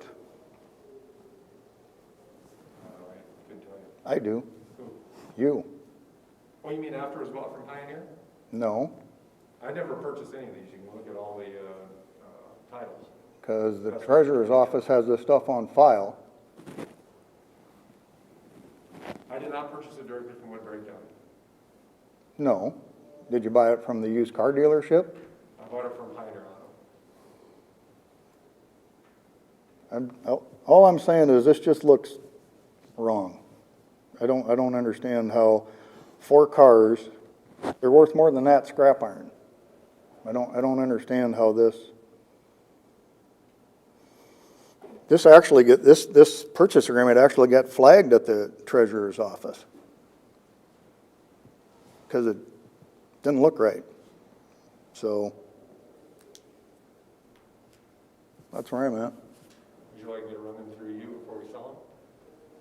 No, I just want to make sure that the money that's being spent on these is on the up and up. I want to make sure that there's no waste. There's nothing that's improper about it. The more we can get for them, the better it is for us. So it would behoove me to get less for them. Anybody else got any questions? I guess why would you buy it if it's not really a great, if it's overworked, it's an old vehicle, and Well, the reason I bought the one for $200 is because my son goes to college with a kid that doesn't have a mother and father, and he travels up to Minnesota. I bought the car and then gave it to him, and he drives the car so he can play basketball in Minnesota, if you really want to know. okay. So it's registered where, in Iowa or Minnesota? His name's Cliff. I can get you his last name if you like it. Okay.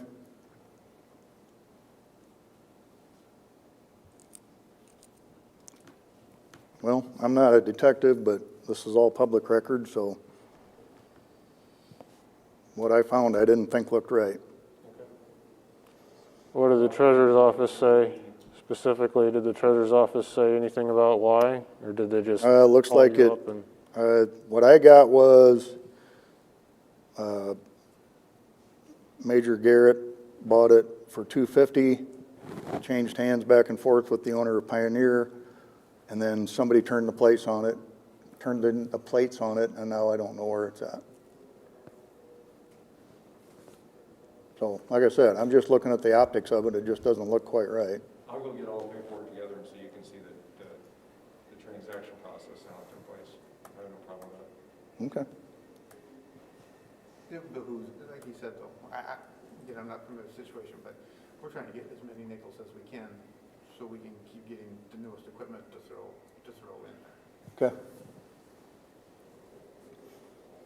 Any other comments or questions?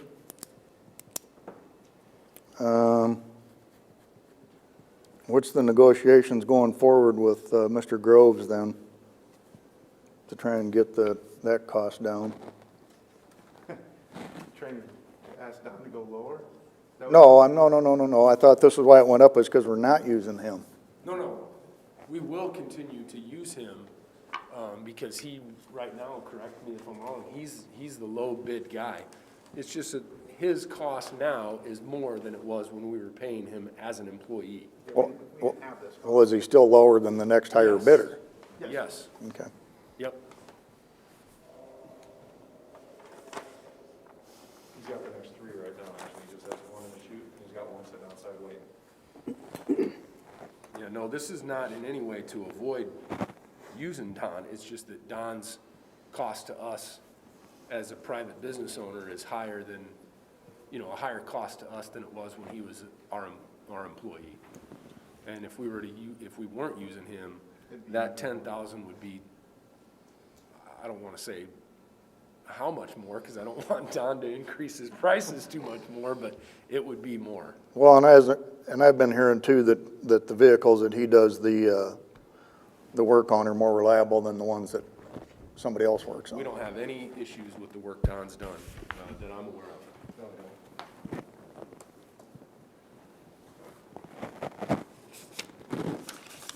Anything else on the sheriff's office budget? I'll move to receive. Motion by Radig. Second. Second by Wright. All those in favor say aye. Aye. Opposed say nay. Passes 4-0. I'm sorry? That's the whole budget we're done? We got No, you still got crime prevention, civil.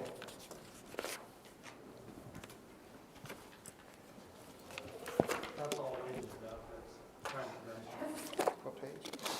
24.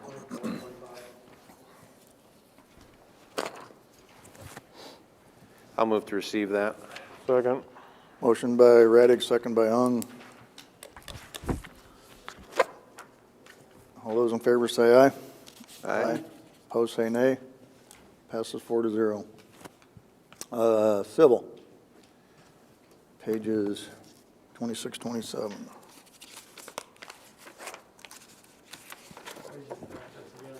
What was the jump on the organized employees there? Was that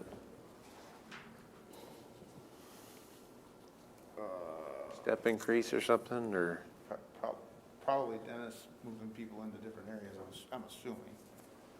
Some step increase is substantial because they may move rank, they may move a different step. They vary quite a bit, but that's all union contracts do. Sure. It's just bigger than most of them are Right. 2 and a, Right. 3/4 Some or. may peak out as their steps, in this case, they may not peak out, so they keep going up, but they could be 2,000-3,000 a step. Yeah. So that would account for the other 5%. All right, I'll move to receive. Second. Motion by Radig, second by Ung. All those in favor say aye. Aye. Opposed say nay. Passes 4-0. Civil, 26 and 27. We just did civil. I'm sorry? Oh, we just did civil. Oh, sorry. We're on number 9. Courthouse security. Dennis, didn't you have something to say on that, or did you guys want to? Security? Yeah.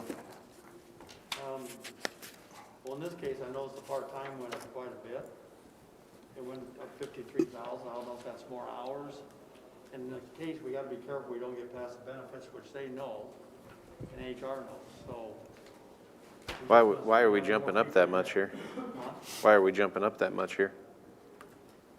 When we budget them, we budget based on the PA forms that we get from HR, and sometimes I believe those hours are not changed to account for the agreed-upon hours that courthouse security can work. And last year, during the budget process, I believe we reduced the number because of that.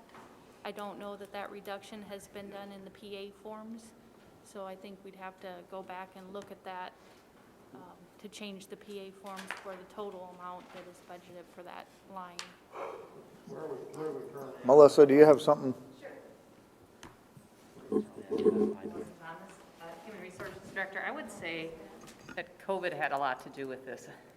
We had people out that couldn't actually work because of their health. We've had some other issues where some people are like, months at a time or months at a time. So I think what, they're talking about some of the employees working a little more than usual. It was to cover the shifts that the individuals that could not work. It's like a 40% overall increase, so that's where, go ahead. We just checked, we're at 66,000 right now. You have to realize that one of the pay periods you normally pay in January was paid December 31st, the way the pay dates fell. So we're actually 2 pay periods into over 6 months. So if you double, that's 132. So potentially they're probably hitting right on target, even with COVID, what they have budgeted. So potentially that 53 could be reduced down. I would say with this security, they have to hit so many hours. It's not like they can reduce their hours. The only way they can work this is to increase other employees' hours. So they have to have so many people working per shift. Yeah, we should have 4,000, what's 2,088 times 2? That's how many, man, I mean, there's 8 hours a day that they work, and Actually, it's more like 9 on average, 7 to 4:30, yeah. I mean, that's what budget should be. The budgets are based on what the PA forms that are approved by the board is though, and the budget, each on a part-time basis, it'll say so many hours at such a rate, so we budget for the number of hours that have been approved on the PA forms. So I think that there's something that we probably need to review, because I agree with you, there's an easy mathematical way to figure out how many hours should be used, and it just needs to be distributed across those employees. Because some of them are considered 50%, some are 25%, and that's what we budget. You only budget the hours, you don't budget for people or, right, you just budget. Position budgeting, we use the people as a basis for the hours. And then we also budget for the unfilled position, so if there's an unfilled position, we budget for that as well. And then you got those late Tuesday meetings where they have to stay. Yeah, there's gonna be some overtime. Well, I mean. Well, it's not overtime, they're just getting more hours because they are part-time. Extra time. It's part-time. Yeah, and this was a number that I think they put in this number, correct? Yes, Yeah. we do that in the auditor's office. And those part-timers are benefited with sick leave and vacation as well. Yes. They're not eligible for health insurance, but Whatever the county's decided. Yeah. But this is just the wage plan portion, not the other benefits. Yes. Are you guys going to review that? Because I think it should be more like 145 or so if we're, It probably should be reduced because the year before was 118. Like I said, now 66, so it's higher than last year, but that's because of COVID. But it should be around 145. But we can review it again. We'll get with HR and the sheriff also. Keith, just to get it, I mean, yes, that's fine, but that's something that we're looking at next year when we move into a new facility that's not here, probably increasing that to get another body here. Sure. To assist, because we're not gonna be here anymore. But that's our plans for next. well, that's still another full year yet. Right.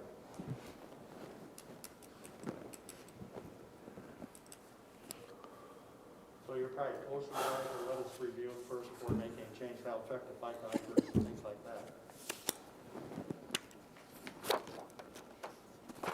So we want to receive that or defer that? How do you want to do that? I think it's an expense that's there, isn't it? We do have February 9th and we have February 16th to go over all the budgets again. So maybe that'll give us plenty of time to get together, figure this out, and then come back February 9th. Receive it with potential review. Okay, I'll move that. Does that sound right?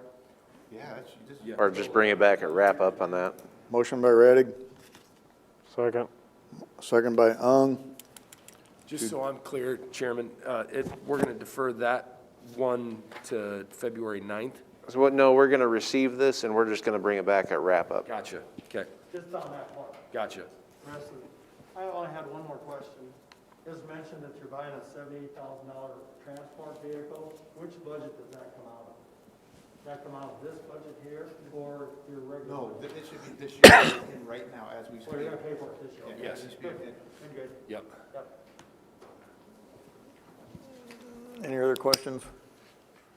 All those in favor say aye. Aye. Aye. Opposed, say nay. Passes 4-0. Uniform patrol. We got courtroom security. Oh, courtroom. Oh, all right. Courthouse security and courtroom security. We are on 30 now? Yeah, page 30. I'm sorry, I gotta grab a cough. So then why did supervisory jump way up here and? We have a Deputy Brad Rose that got promoted to sergeant, am I correct, Jen?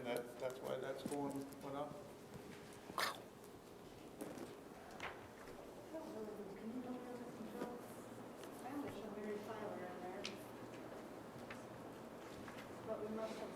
We just created that sergeant's position here a month ago with the retirement of Lynette Redden and Loxie Arndt.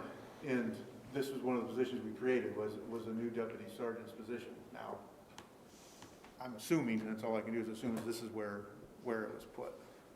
But then there was something that would have gone away or something, because wasn't it like a, mostly revenue neutral? You know, 2 or 3 or 4 people retire over there, and this was the reshuffling they did about 3 or 4 weeks ago, but all equal out, we actually saved about a few $1,000s. Right, but where did that come out of then? Brian Loxie Art and the others you mentioned. Loxie and Lynette. And that would have been the jail. The total number of employees is exactly the same as the board has approved. It's just they did some reshuffling, so it all balanced out. But, Because every budget you see where right. things have changed. Yeah, but the first one went up, the second went down, this one went up, and I don't have another one that went down. Compensated.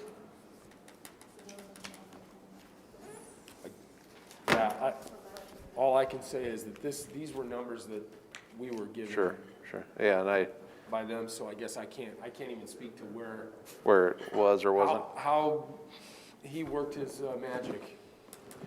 Well, I guess I haven't seen uniform patrol yet. Did it go down there? So I have position budgeting reports, and I do send that to the departments for review. So this year, I sent it a couple months ago for review with all the names of every line of how it's budgeted. So I'm more than happy to look through the reports with you to analyze the names on the line and how it's budgeted on each one.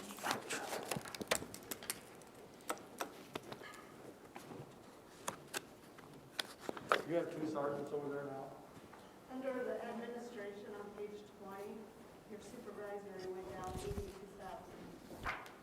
I'm sorry, where was that? Page 20, under the administration. Yeah, but that was, so that one had gone down, but then the one before, was it before that on correctional facility or investigations, one of those had gone up, wasn't it?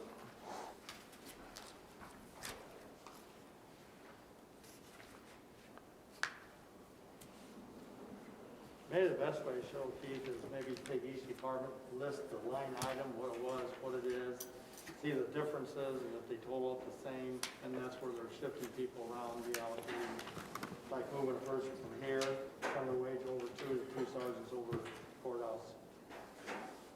Courtroom security. Also on page 24, under the 4,000, so there's another one.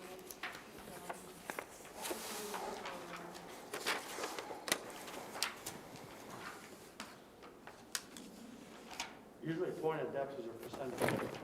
Okay. So is there a sheet they have or something that we could see that shows the last year versus this year total employees, not breaking them out by department or division or? We could probably do by department division, by specific line item, just list the totals. So you see the plus, minus, where at the bottom line, all equals out. It won't equal because you got stepping. Sure, yeah, no, I'm not saying it's gonna be equal, but, It'd be relatively close. right. Did you have something else, Melissa? Like, can you email it to me in the future, or when you get time?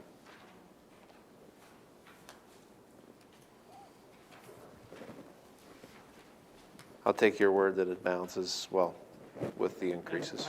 I'd feel better if we did, show it by department division, by line item. Especially with appointed deputies, and the appointed deputies are pretty nailed, but the supervisors, that's your other sergeants, things like that, I believe, or captains, whatever. Captains probably appointed deputies. Captains are appointed. When we pull this for position budgeting, it's usually around November or December, and it's the staffing at that time. We did communicate with the sheriff's office to find out who the new appointed deputies were and took them into account for the longevity, but at that time, I don't think that all the position changes had been made in the sheriff's office, so some of that may not be taken into account. Yeah, I don't think we knew Major Wick was retiring at that time. I think I did, not that one, okay. And I know I tried to get the figures, but everything was, not public yet. And I looked at the numbers the other day, and from the people that were promoted and the people who retired with the longevity pay, and let's see, Major Wick was at 85%, and when he retired, we promoted Todd Peterson, and he was being paid at 82%. I think the savings was right at about $6,000 from the longevity pay between Charlie Hertz and Hendrickson, the longevity pay between Major Wick and Todd Peterson, along with that 3% decrease in salary from an 85% down to 82, if that makes sense. It was around 6,000, I think it was like 5,900 to change. Do we need to make those changes at wrap-up, or is that something, Dennis, that? It had been made. That has been made, okay. Yeah, you just recently. That was one of the first things we did, wasn't it, with the moving But around? was that made in here? Yep, like 5,700 or 5,900 bucks. Okay, so that's all reflected in here already? That should be the item. Okay, yeah, that's what I was. When Michelle sends those out, they send them out normally November, December, but there's always changes after that. So but the reason we send them out to verify positions and also the employee in that position at the right department division. With the sheriff's office, and they're kind of unique because they do a lot of shifting around. People moving over here, people moving over, which is normal. Right. So it's very hard to keep track of, but we do the best we can with it. And the wages are always figured out. No, I'm not mad or anything, I just know that you guys give numbers to her and her to you, and then that's it's. Because they're familiar with the contract, step increases, all that stuff, so it works out pretty good, but the sheriffs, it shifts around a lot. Because they change people, even from uniform patrol to civil or uniform patrol investigations, there may be different pays. It's very difficult to keep up with. As long as the total comes back and they have increased employees, they follow contracts, we have to go with it. Yeah. This year, in the month of December, we had 4 retirements, 5 promotions. So there was a lot of people leaving and coming up and everything, so.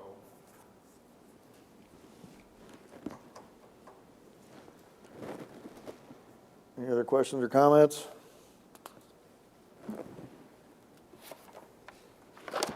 I'll move to receive. Second. Motion by Duet, second by Young. All those in favor say aye. Aye. Opposed say nay. Passes 4-0. The last one has uniform patrol out of rural basic, which is changed by moving 2 people over from general base to rural basic. All this payroll and benefits. So it doesn't change anything or budget-wise, I'll move. Shift where who's paying for it.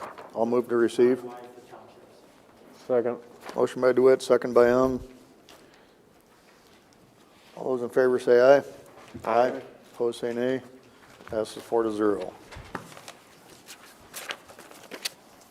Now I think you're done. Thank you, guys. Thank you. Thank you. County supervisors. They paid 45. And here, we are going to go through several of these that we've annually apportioned money to them, or allotted money to them. And if you turn the page,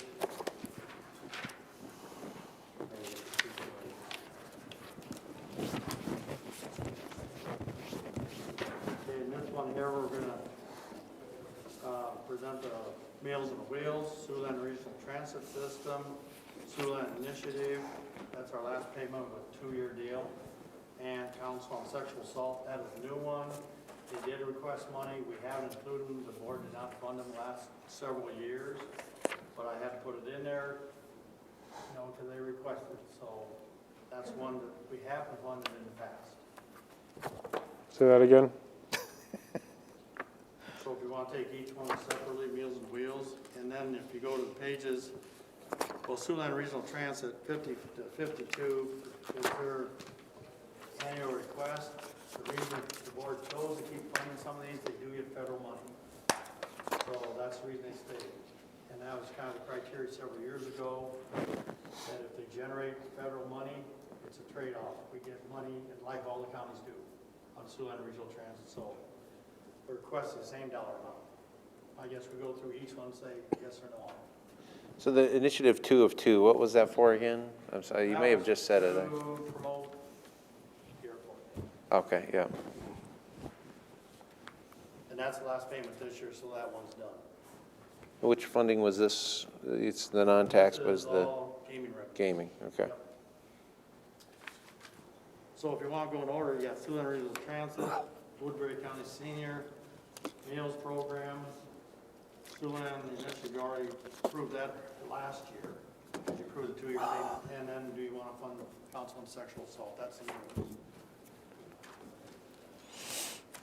So you just want to start with Siouxland Regional Transit, do that one first? Each one you should take a separate, I would think a separate motion. Council on Sexual Assault has never before requested funding? What? I said the council has never before requested funding? The board, they did years ago, but the last probably 3 or 4 years they requested or did not request because the board rejected. And there's no other funds leveraged by our funding of that? Not that I'm aware of.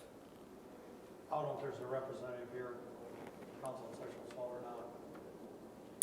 Regional Transit System, We fund that every year and they generate a lot of federal money. okay. And they do have a breakdown financial report on page 50. Oh, that's certs, yeah, okay. Okay, I knew that. Start with that one. And these are all gaming revenue. Yeah. They're already plugged into our. I think we're just choosing to fund certs out of gaming. I think that's something that, we Gaming had the most money available, local option, didn't have that much. right.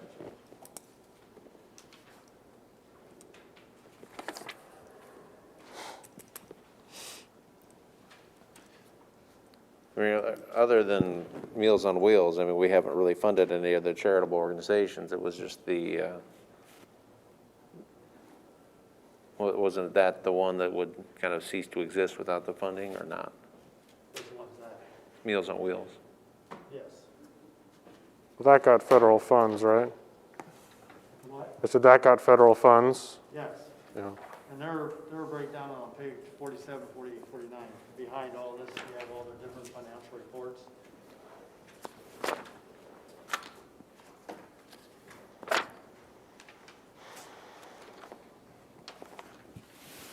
Like I say, we funded 3 out of the 4. Sexual assault and abuse.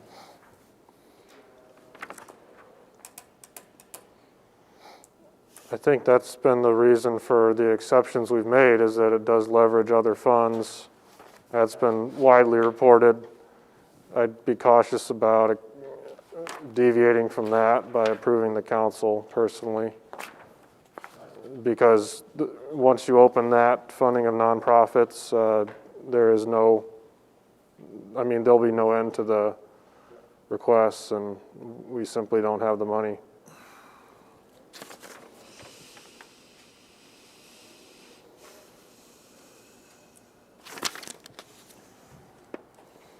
So really, we're talking about Siouxland Regional Transit, CERT, and Meals on Wheels to approve those, and then going back to the math we just said, probably not approve the Council on Sexual Assault.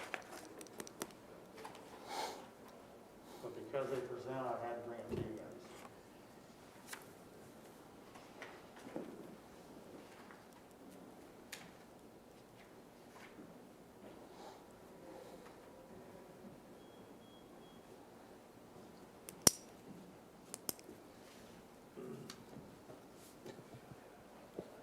I'll make that motion then to what our finance director said there. It's on the 3. Fund Siouxland Certs for short, and Initiative. non-fund counsel and sexual assault. I'll second. So the motion is removing the 7,500 for CSADV. Correct. And receiving everything else. Motion by Radig, second by Ung. Did you get that? All those in favor say aye. Aye. Opposed say nay. Passes 4-0. Okay, now we go to infrastructure funds that we allocate out to various agencies. And I guess we start on Siouxland Initiative. We funded this every year. That is to help promote business and help the county out. And they request the same dollar amount we had last week, $25,000. Now we go through each one of these if you like, and then do the, can we do that, Pat? Go through each one of these and prove them all at one shot. So yeah, Siouxland Initiative on page, well, they don't have, they did not say anything, but it is what they asked for. It's the same as the current year and the last year. On page 87,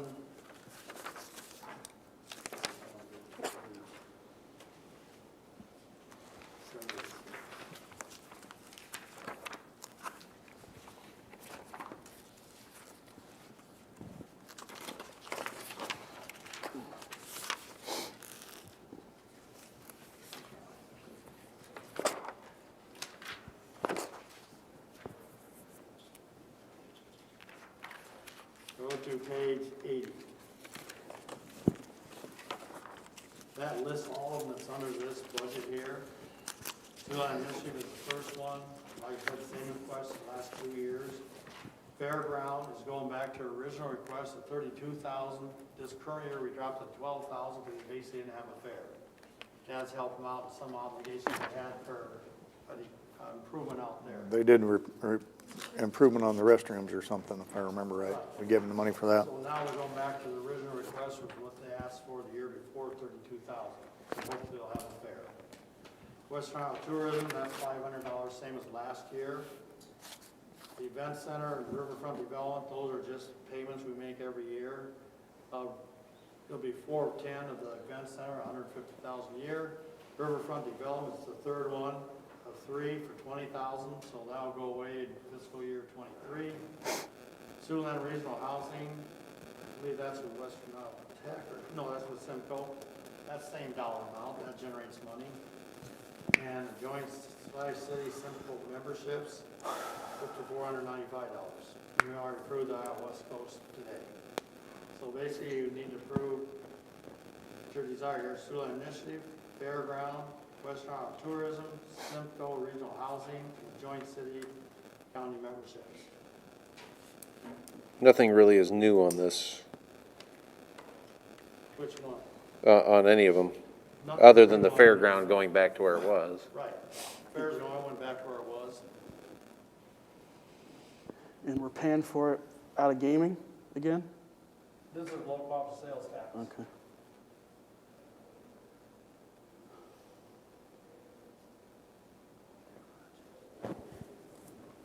In addition, here also, we have $20,000 for that 3-year commitment we made for that Siouxland Convention and Development that we approved last week.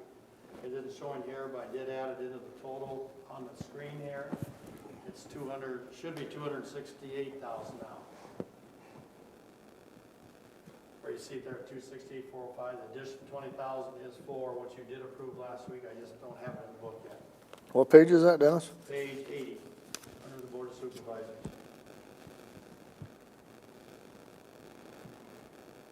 The additional 20,000 was for what was that? Last week, where they approved 20,000 each year for the next 3 years for that Oh, Siouxland Convention. yes, yeah, you said, Convention Bureau, or yeah, make it happen this year, yes, okay. they have it this year, we have the money, then it's next year, 23, and then we'll be done with that. So the 268,405 includes that 20,000? Includes the 20,000, yes. But in our book, it says 248,405, Right. is what he's I just saying. didn't- The 20,000 updated, wasn't updated from last week. Okay. Now, who was it said that you're over aggressive on your sales tax projections? Is that Oh, that's a county issue. Okay, do you think that's true or not? I think we'll hit them, what I Okay. have projected here. And if we don't hit them with secondary roads, we got fuel reserves there in local option sales tax. If we don't, we'll be all right. I do truly believe that we'll meet our projections here for next fiscal year.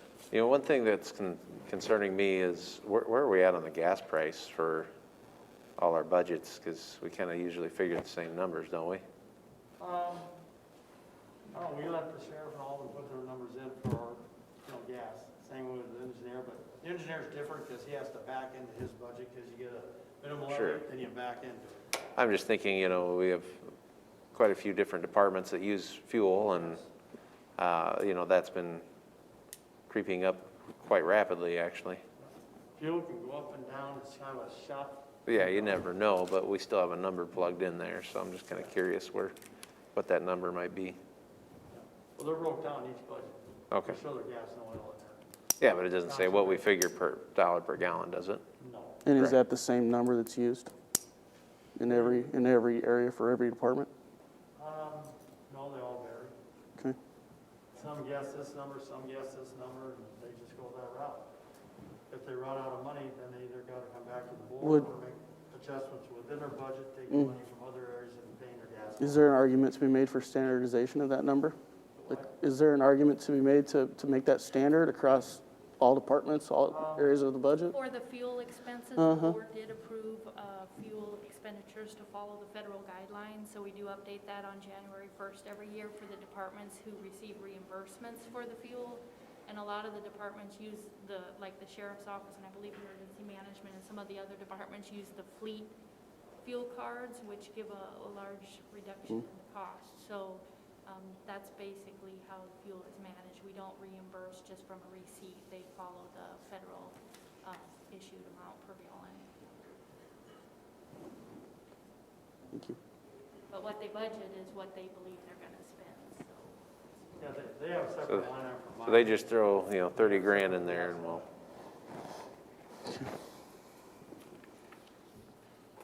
Okay, well, I'll move to receive this. Second. Motion by Reidig, second by Wright. Any other discussion? And show that motion reflecting the 20,000 increase that we already approved, so. Right. Correct, Mr. Gill? Yes. All those in favor say aye. Aye. Those opposed say nay. Passes 4-0. That service. That service starts on page 99, but the best way to look at this one is I have a summer sheet that starts on page 99. The back sheets are each individual line item, the principal and interest are paid out of, but in this case here, we have 3 different loans there. We have 6. Dennis, which tab is that? Go to page 99 on Supervisor. Supervisor, page 99. We don't have any loans we're actually paying off this next year. During fiscal year 23, we'll be paying off 2 loans, the first 2. But in this budget here, I did budget 2 different things here. I did budget $1,800,000 for CIP projects for this current year. That number we don't actually know. We're $1,536,000.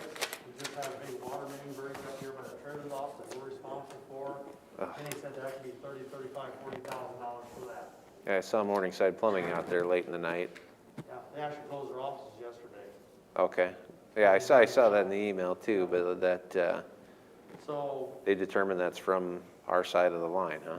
if we determine we're gonna spend $1.8 million, then I can reduce that as late as June 1st.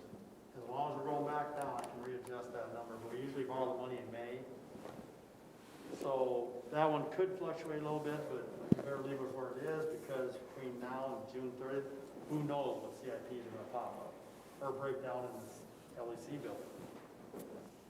So now, and then the other 2 is, we do know the bond issue on page 101, that's a taxable bond. We did sell, those are actual numbers. The second one on page 102 is an estimate on the tax exempt portion of the bonds for the new LEC. That one there could fluctuate a little bit. We don't know until we sell the bonds. And hopefully, as soon as we have bids back on the Woodbury County Law Enforcement Center, we'll have a good idea of where we can borrow. got an estimated rate of 2.466%, but who knows where the interest rates are going and how much of it's coming back at. But I had to plug something in, so we got it in there. We can always go down, I can't go back up once we serve our budget. And if we're under 2%, we don't have to have that first hearing. Right now, we are under 2%, right at 1.90 or 1.99. It avoids the first hearing of March 9th. So we have clear, really up about, if we don't have that, we got about 2 or 3 weeks more. We can look at this stuff and get more accurate numbers. And hopefully something will be done with the LEC by then. We'll be bid out and we're rolling. So that page 102 can fluctuate. And then the other page is just to break down the principal interest on each loan. So we're requesting to approve this, and then we'll see where we go as we get further down the road. I'll move to receive. Motion by Radig, second by DeWitt. All those in favor say aye. Aye. Opposed, say nay. Passes 4-0. Next one is Veterans Affairs. They turn back, we're almost to the back there. We start on page 3 and 6 is their administration. And I believe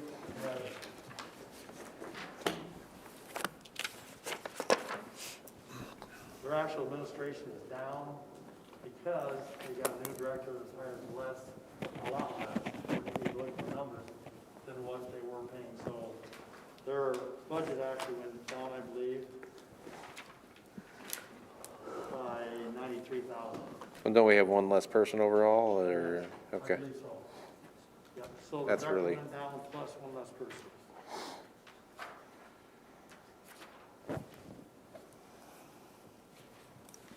I guess any, And you can see all the, on the page 3, you can see all the different areas there that went down because of the less person and the lower director's wage. A lot of minuses. And how's it going managing the workload down a couple people? It's going fine so far. Still learning. Lonnie, have you met the rest of the board members, or please introduce yourself? Lonnie Kuhlman, with the director for it. Been with the 185th for 17 and a half years, so that's what kind of qualified me for this position. Grew up in Charter Oak,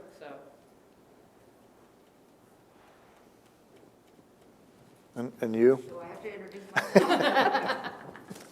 We know you. That's not that bad. Lisa Robinson, I've been there for just about 10 years. I will move to receive it. Motion by Radig, second by DeWitt. Any other question? All those in favor say aye. Aye. Opposed, say nay. Passes 4-0. Next one is a grant. They get $10,000, they spend the $10,000, so it's an in and out. I'll move to receive. Second. Motion by Radig, second by Young. All those in favor say aye. Aye. Opposed, say nay. Passes 4-0. Assistance, page 9.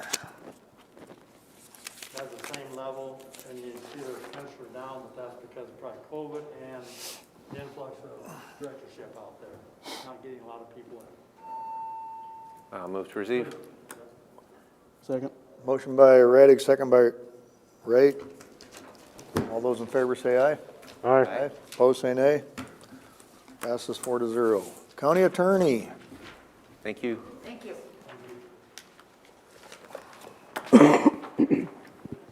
They start on page 4 with administration.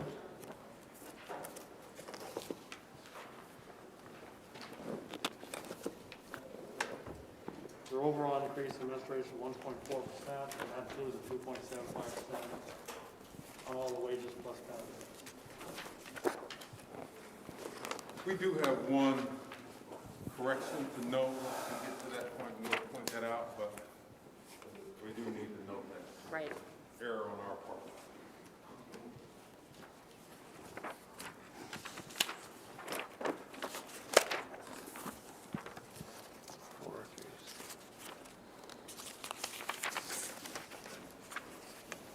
Is it on administration?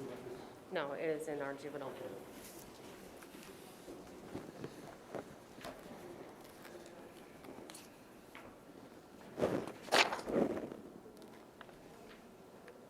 Not reading so many magazines up there, Law books.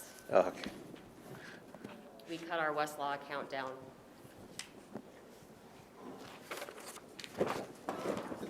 I will move to receive it. Motion by Raddick, second by DeWitt. Forgot your own name that time. You go down, we're not giving you CPR, you know. Any other questions? All those in favor say aye. Aye. Aye. Opposed say nay. Passes 4-0. Everyone burn grant?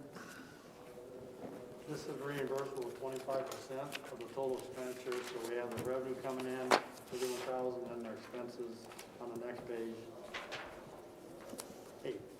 Basically, it's all wages and benefits. I'll move to receive. Motion by Raddick, second by DeWitt.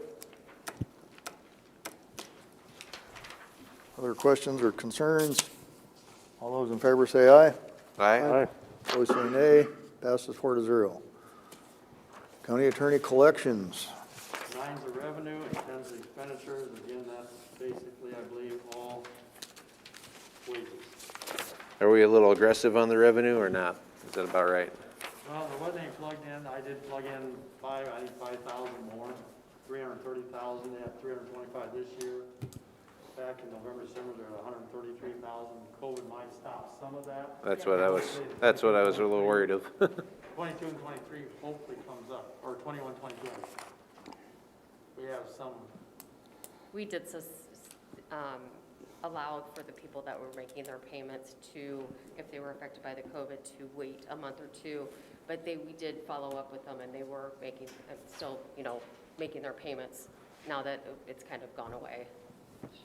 And we still did meet threshold, so I don't Yeah. expect, even if it is a little lower, it shouldn't be that much. Okay. I think we made threshold at best, within 30 days later than what we did last year.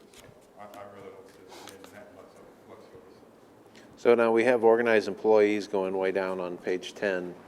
Is that going to be made up somewhere else in the budget? Is this a shifting of labor? That was for, we have an open position right now. Okay. And we're just holding off on the hiring process. Yep. Because, and I'll just talk about it now. We're going to need to look at doing possibly some shifting and or some hiring. And I say that not only do we need this position, but we now, and I maybe let Kathy expound on this a little bit, with the copying, the police department now getting the body cam, a lot of that responsibility then reverts to us to make those copies. And there's a lot of stuff out there. And our support staff right now is really hurting to keep up with the discovery of that type of material.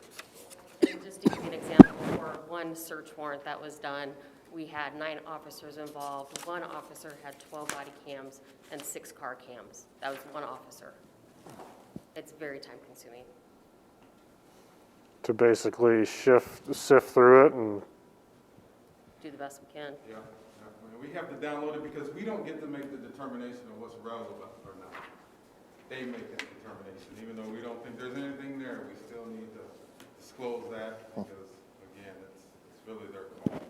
And I just needed the board to know that that is really something we've been discussing now for the last 2.5 months that's becoming a real burden at this point. And we're going to have to address it at some point real soon. I'm tracking man hours, literally. You said support staff handles that? Yes. Specific people typically, or does it get passed up to senior people in the office? No, each division does their own, but honestly, we're all doing it right now. Okay. Because it's taking that long. That's what I was getting at, yeah. Part of it's technology. I mean, we can't make it go any faster than what it goes. But then the other part, which is probably the largest part, is just the volume of it. There's just a lot. So weekly, how many hours of footage is required to be viewed?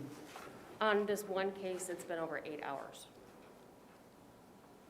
And when we're doing that, there's little that you can do while you're downloading and copying. So 8 hours of downloading and copying, Yep. not viewing. And I'm still running them upstairs right now. What budget would that affect, your administration budget? It's gonna be a support staff position, Okay, so the administration. yes. But you'll make it sound more exciting in the ad, right? Of course. Somehow. And other duties as assigned. Other duties as assigned. Yeah, yeah, that's the catch-all. Yep. Would So the food for thought. Would the board be willing to get more information from him on this situation and then maybe amend the budget if we have to next year because we don't know a definite number On, and take it out of reserves next year? have we looked at maybe working with WCICC, or is there somebody in there that, We've done that. We work daily with them and the police department. They're trying to get it now. The GTEC system, they're trying to figure out some way that they can speed it up on their end, just because the officers have realized too, and administration over there, that it is taking a long time to download. So I know that they are working with GTEC, and we have worked with our computer people. is this something like a part-time position can handle? No. No. And in other areas too, our numbers have gone up. So, you know, it used to be in the good old days where the police department would provide us the police report, everything. Now we gather everything because it's all electronic. So there's different areas that we also need help in. This is just one that I can see, you know, man hours are going up and up and up. It's a growth enterprise. Yes. What do you think, Dennis? Is this something you'll have a better idea, say, by March 1st or into February, mid-February, or is this something that's work in progress? Right now, it's work in progress. We will come to you when we have some solid idea of what we really need. But yes, basically what I want to do now is just give you guys a heads up to assure you that we are coming. I mean, so that it's not a secret, because again, I just had a support staff come to me the other day saying, TJ, we got to do something about this. That was the third support staff that come to me within the last month and a half. So. And I've been collecting data for 6 months. So. And mind you, this is on top of their already regular duties that they've been doing forever. So this is. Well, on the collection side of things, I'll move to receive that. Second. Motion by Reddick, second by Young. On the collection side, all those in favor say aye. Aye. Opposed, say nay. Passes 4-0.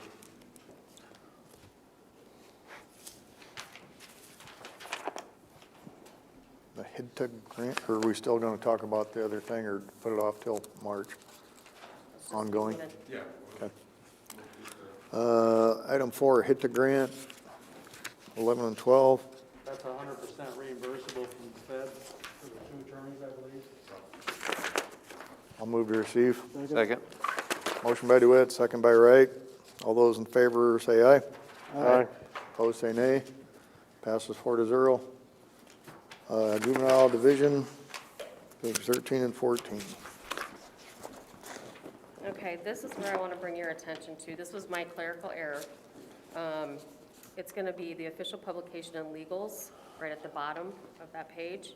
It says $500. If you see in 2020. Supposed to be It should be $5,000. $5,000. Okay. I'll move to receive with that change made. Motion by Radig, second by DeWitt. All those in favor say aye. Aye. Opposed, say nay. Passes 4-0. Thanks, kids. Thank you very much. Thank you.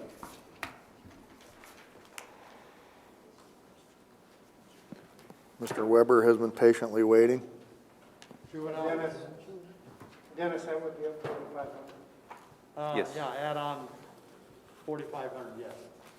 Yeah, I can give you the line item tomorrow or something. Okay. Juvenile detention about 3/4 of the way back through, juvenile detention tab. And now we'll start on page 3 is the revenue. Just a little short on the revenue because of COVID, we're down. And BIA, down on bringing clients over.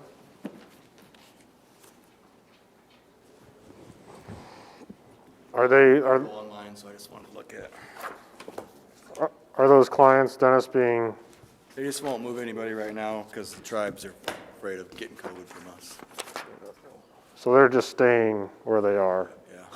Staying in their own facilities. So then we go to page 4, and that starts our operational budget and runs through page 7.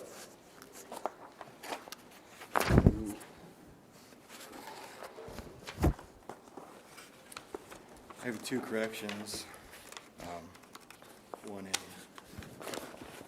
in. Missing pages. I'm missing some pages, I have to look on. One in School of Instruction and one in dues memberships. Page 6, I have different sheets than you. school instruction. School of Instruction, I had budgeted $1,300 for CPR. Melissa was kind enough to get that done for us this year, and I had room in my budget so that can be axed out completely. So you want to reduce that 3194 by 1,300? Yeah. Okay. What page is that, Dennis? Page 6. 3/4 of the way down, school instruction. Minus 1,300 there. What's the other one? And then under dues memberships, I need to add 2,800. We have to do an audit every year. I used to be able to do it myself, but now they want people with degrees in accounting to do it. And it's $2,800, but that's how we get our $350,000, $330,000 back from the state. So that's non-negotiable unless we find it cheaper. We should probably add a line called professional services or audit. Yeah. Instead of putting dues there. So we can add a line item, and if the board of facilities ours, we can put money in. That would make more sense, yeah. Yes, put it in the right category. That's the closest thing that made any sense for what I had. Right. We'll add that. It was $2,800 this last year. So we're gonna add 2,800 and subtract 13. Yep. Unless So you- net gain of 1,500. Unless you think their price is gonna go up. And you'll use the same vendor then? Is Lamar's Williams? Williams Company, yes. Okay. Yep, they're familiar with everything, and it works out very well. I will move to receive with those 2 changes. Second. Motion by Raddick, second by Young. Any other questions, concerns? All those- Otherwise, 3 years ago, I was teetering over 2 million when I took this position, and now we're down to, I think, 1.7 million. Would be even lower than that if I could get some revenue for next year. I just can't predict what's going on. Got a new contract with the state of Nebraska, so I expect quite a bit more from them, but in negotiations now with the BIA for the next coming contract, see if we can get some more money there. But other than that, Do what you can, please. I've got it down about as low as you can get, and I've cut all the positions you can get, so Okay. a good starting point now from going on. We appreciate that. Do you have any idea when BIA will start moving? As soon as they get the vaccine, I would assume. I don't, the need is still there. They're deathly afraid of us, so. Did you get I got my motion in, I don't know, was there a second? Second. You got them recorded, right? All those in favor say aye. Aye. Opposed say nay. Passes 4-0. Thanks again. Thank you. You. Well, next one's about 3/4 of the way through, community economic development.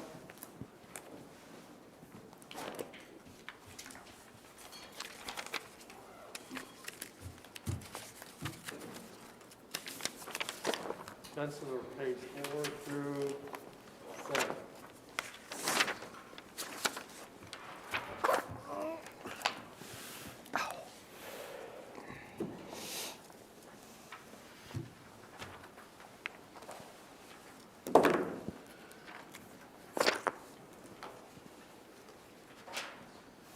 Dave Gleiser, Community Economic Development Director. This is going into our 3rd fiscal year as the combined department. And I think that the operating budget is about as trim as I can get it. There was, you'll see an increase in the copier and maintenance line item. And that was due to an error in the coding when we originally inputted the budget. And so I made a reduction through other line items to hold the line on the overall operating budget, but needed to increase the line item for the copier maintenance. And that's a true cost? That's actual cost, yes. Okay. Outside of that, the only other thing that I would, or I think that's worth mentioning is I had talked to Supervisor Radig and Dennis about the possibility of going down to one vehicle for the department. We have two vehicles. I have a truck, and Dan, the zoning coordinator, has a Jeep Grand Cherokee, I think it is. He parks behind the behind the sheriff's office. I park the county vehicle in the Willigus ramp. So in my operating budget, we pay for 2 parking spots, one for the director's personal vehicle and the other one for the county vehicle. If we had another place or another location to park that vehicle, I could park it there, but we don't. And so that's why that's been there.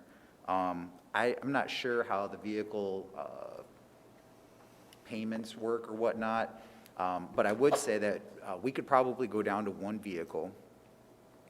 And I would recommend, or I would ask that we would keep the truck, and then if there's another department in the county that needs a vehicle, they could take the Jeep, then I could put the truck behind the sheriff's office where the Jeep is currently at. That'd save us $650.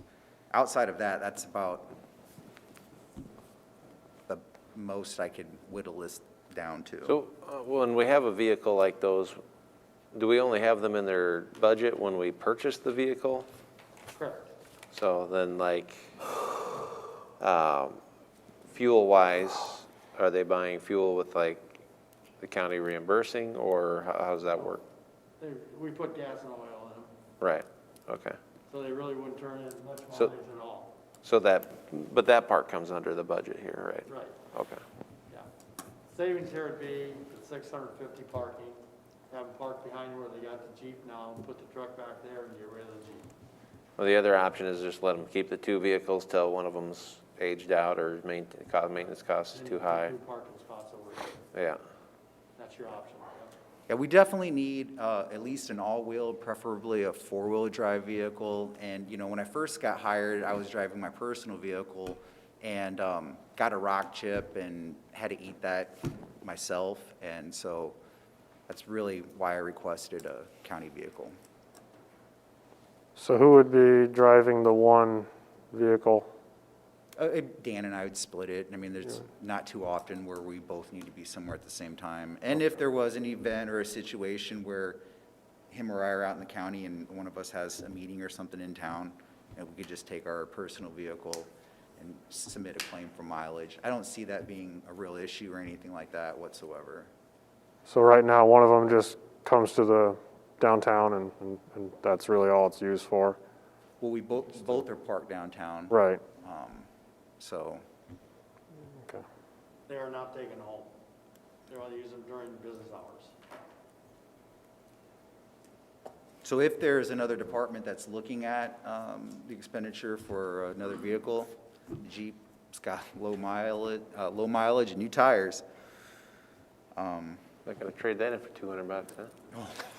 And then I would add that next week, I will present to the board, and I'll try to send this to you all ahead of time. I've been looking at our permit fee schedule for the department, and I think our current permit fee schedule was adopted in 2004. So taking a look at that, and I've got a recommendation to increase those fees slightly to be a little bit more in line with our actual costs, as well as what other counties our size, similar size, are charging. So outside of that, if you have any questions or comments or suggestions, I'd be more than happy to. So you weren't in the room when we had a suggestion for an ammo facility to be brought to Woodbury County as an economic development project. Oh, he's. Oh, was he? I didn't see him back there when I. No, I missed that one. Yeah. He was already on the phone calling around trying to find. Probably, yeah. I'll move to receive it as it is. Motion by Radig, Second. second by Young. You can get right on that ammo thing, right? Okay. All those in favor say aye. Aye. Opposed, say nay. Passes 4-0. Thank you. Thank you. Emergency management. Go back to Supervisors tab, page 36. And all we budget for is an allocation to emergency management. They have their own board that sets the salary, any expenses, and I'm here, still here, just like you. So Becca Socknott, Emergency Management. So the EMA Commission held its meeting on December 15th and adopted the 22 budget. Overall, for total appropriations, we're looking at $172,422, just very slight differences, especially in the operating budget. One of that is obviously now with the electronic world that we're living in, to continue to purchase a Zoom membership, as well as we have started looking into the EOC and a replacement plan for that equipment. So that went up about $1,000 because there was some money in this year's budget to replace some items. And then also in 22, we are due for our local emergency planning committee's hazmat exercise. That's for one of the rural fire departments. But that is all reimbursable, as well as our EMPG grant that we do apply for every year. So that offsets it. So we have a county appropriations of $136,422. I apologize, that's on page 35, not 36. And that's what we have plugged in the budget. How are your reserves as far as a percentage? Typically when I went to the training, when I was initially hired in Des Moines, they had asked for about a quarter to a third of your budget being in reserves. What it looks like for the fiscal year ending June 30th of this year, we were at about 66,000. So if you take that in comparison, we're right about that third. Okay. And that's typically something too, if you actually look at the budget forms we submit through the state, there is a line in there called emergency fund. And so we more or less put that into our budget as 40,000. So that way, if we do have an emergency or an incident or any declaration, again, in March, April, May, like we did last year, we have those funds accessible.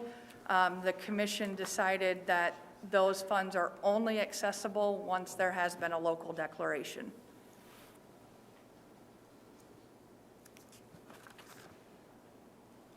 And locally, that's declared by? The Board of Supervisors. Okay.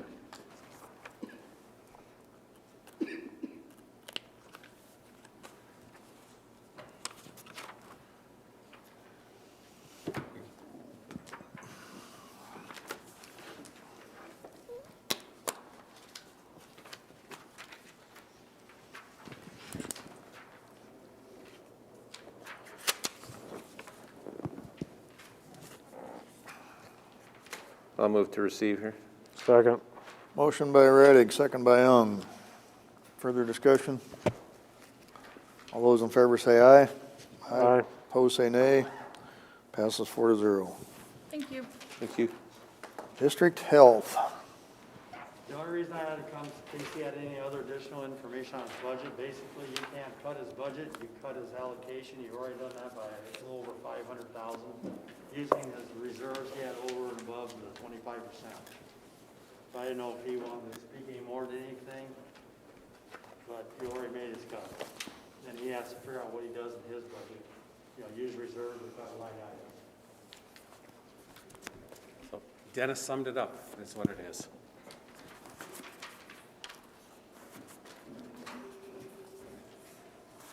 That's not my, who's our liaison there? Matthew is. Any grants dropping off this next fiscal year? No, what we've actually experienced with the majority of our grants through the Iowa Department of Public Health is some of those were in a competitive process, but they decided this year with the COVID they went ahead and they put it with a continuation status. So they will just, as far as we understand at this point, the funding should be flat, if not slightly increased. And that's probably the majority of our largest, such as our Title V, WIC, and also our local public health services. Those are probably the three biggest ones. So yes, they're in the continuation status, so we will get that funding.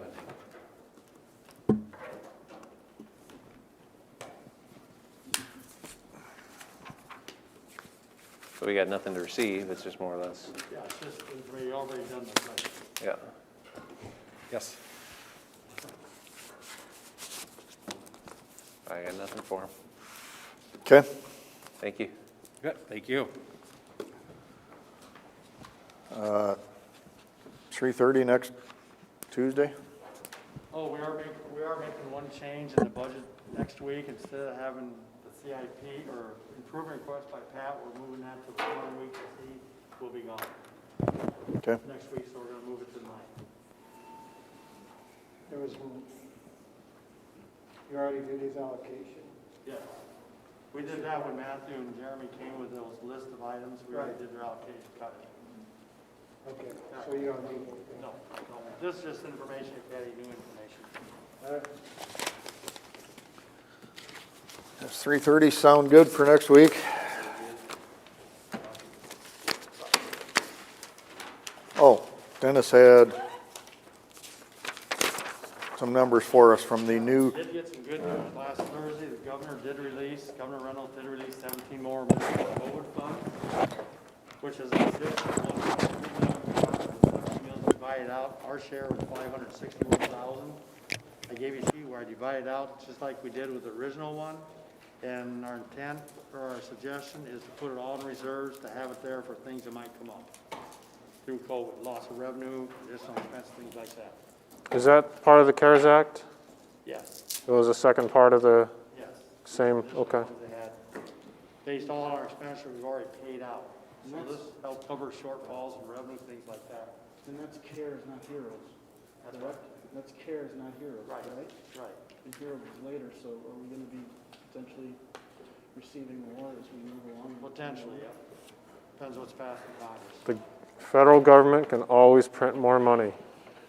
So it'll probably just keep coming They never leave. with no consequence. They never leave any at my doorstep.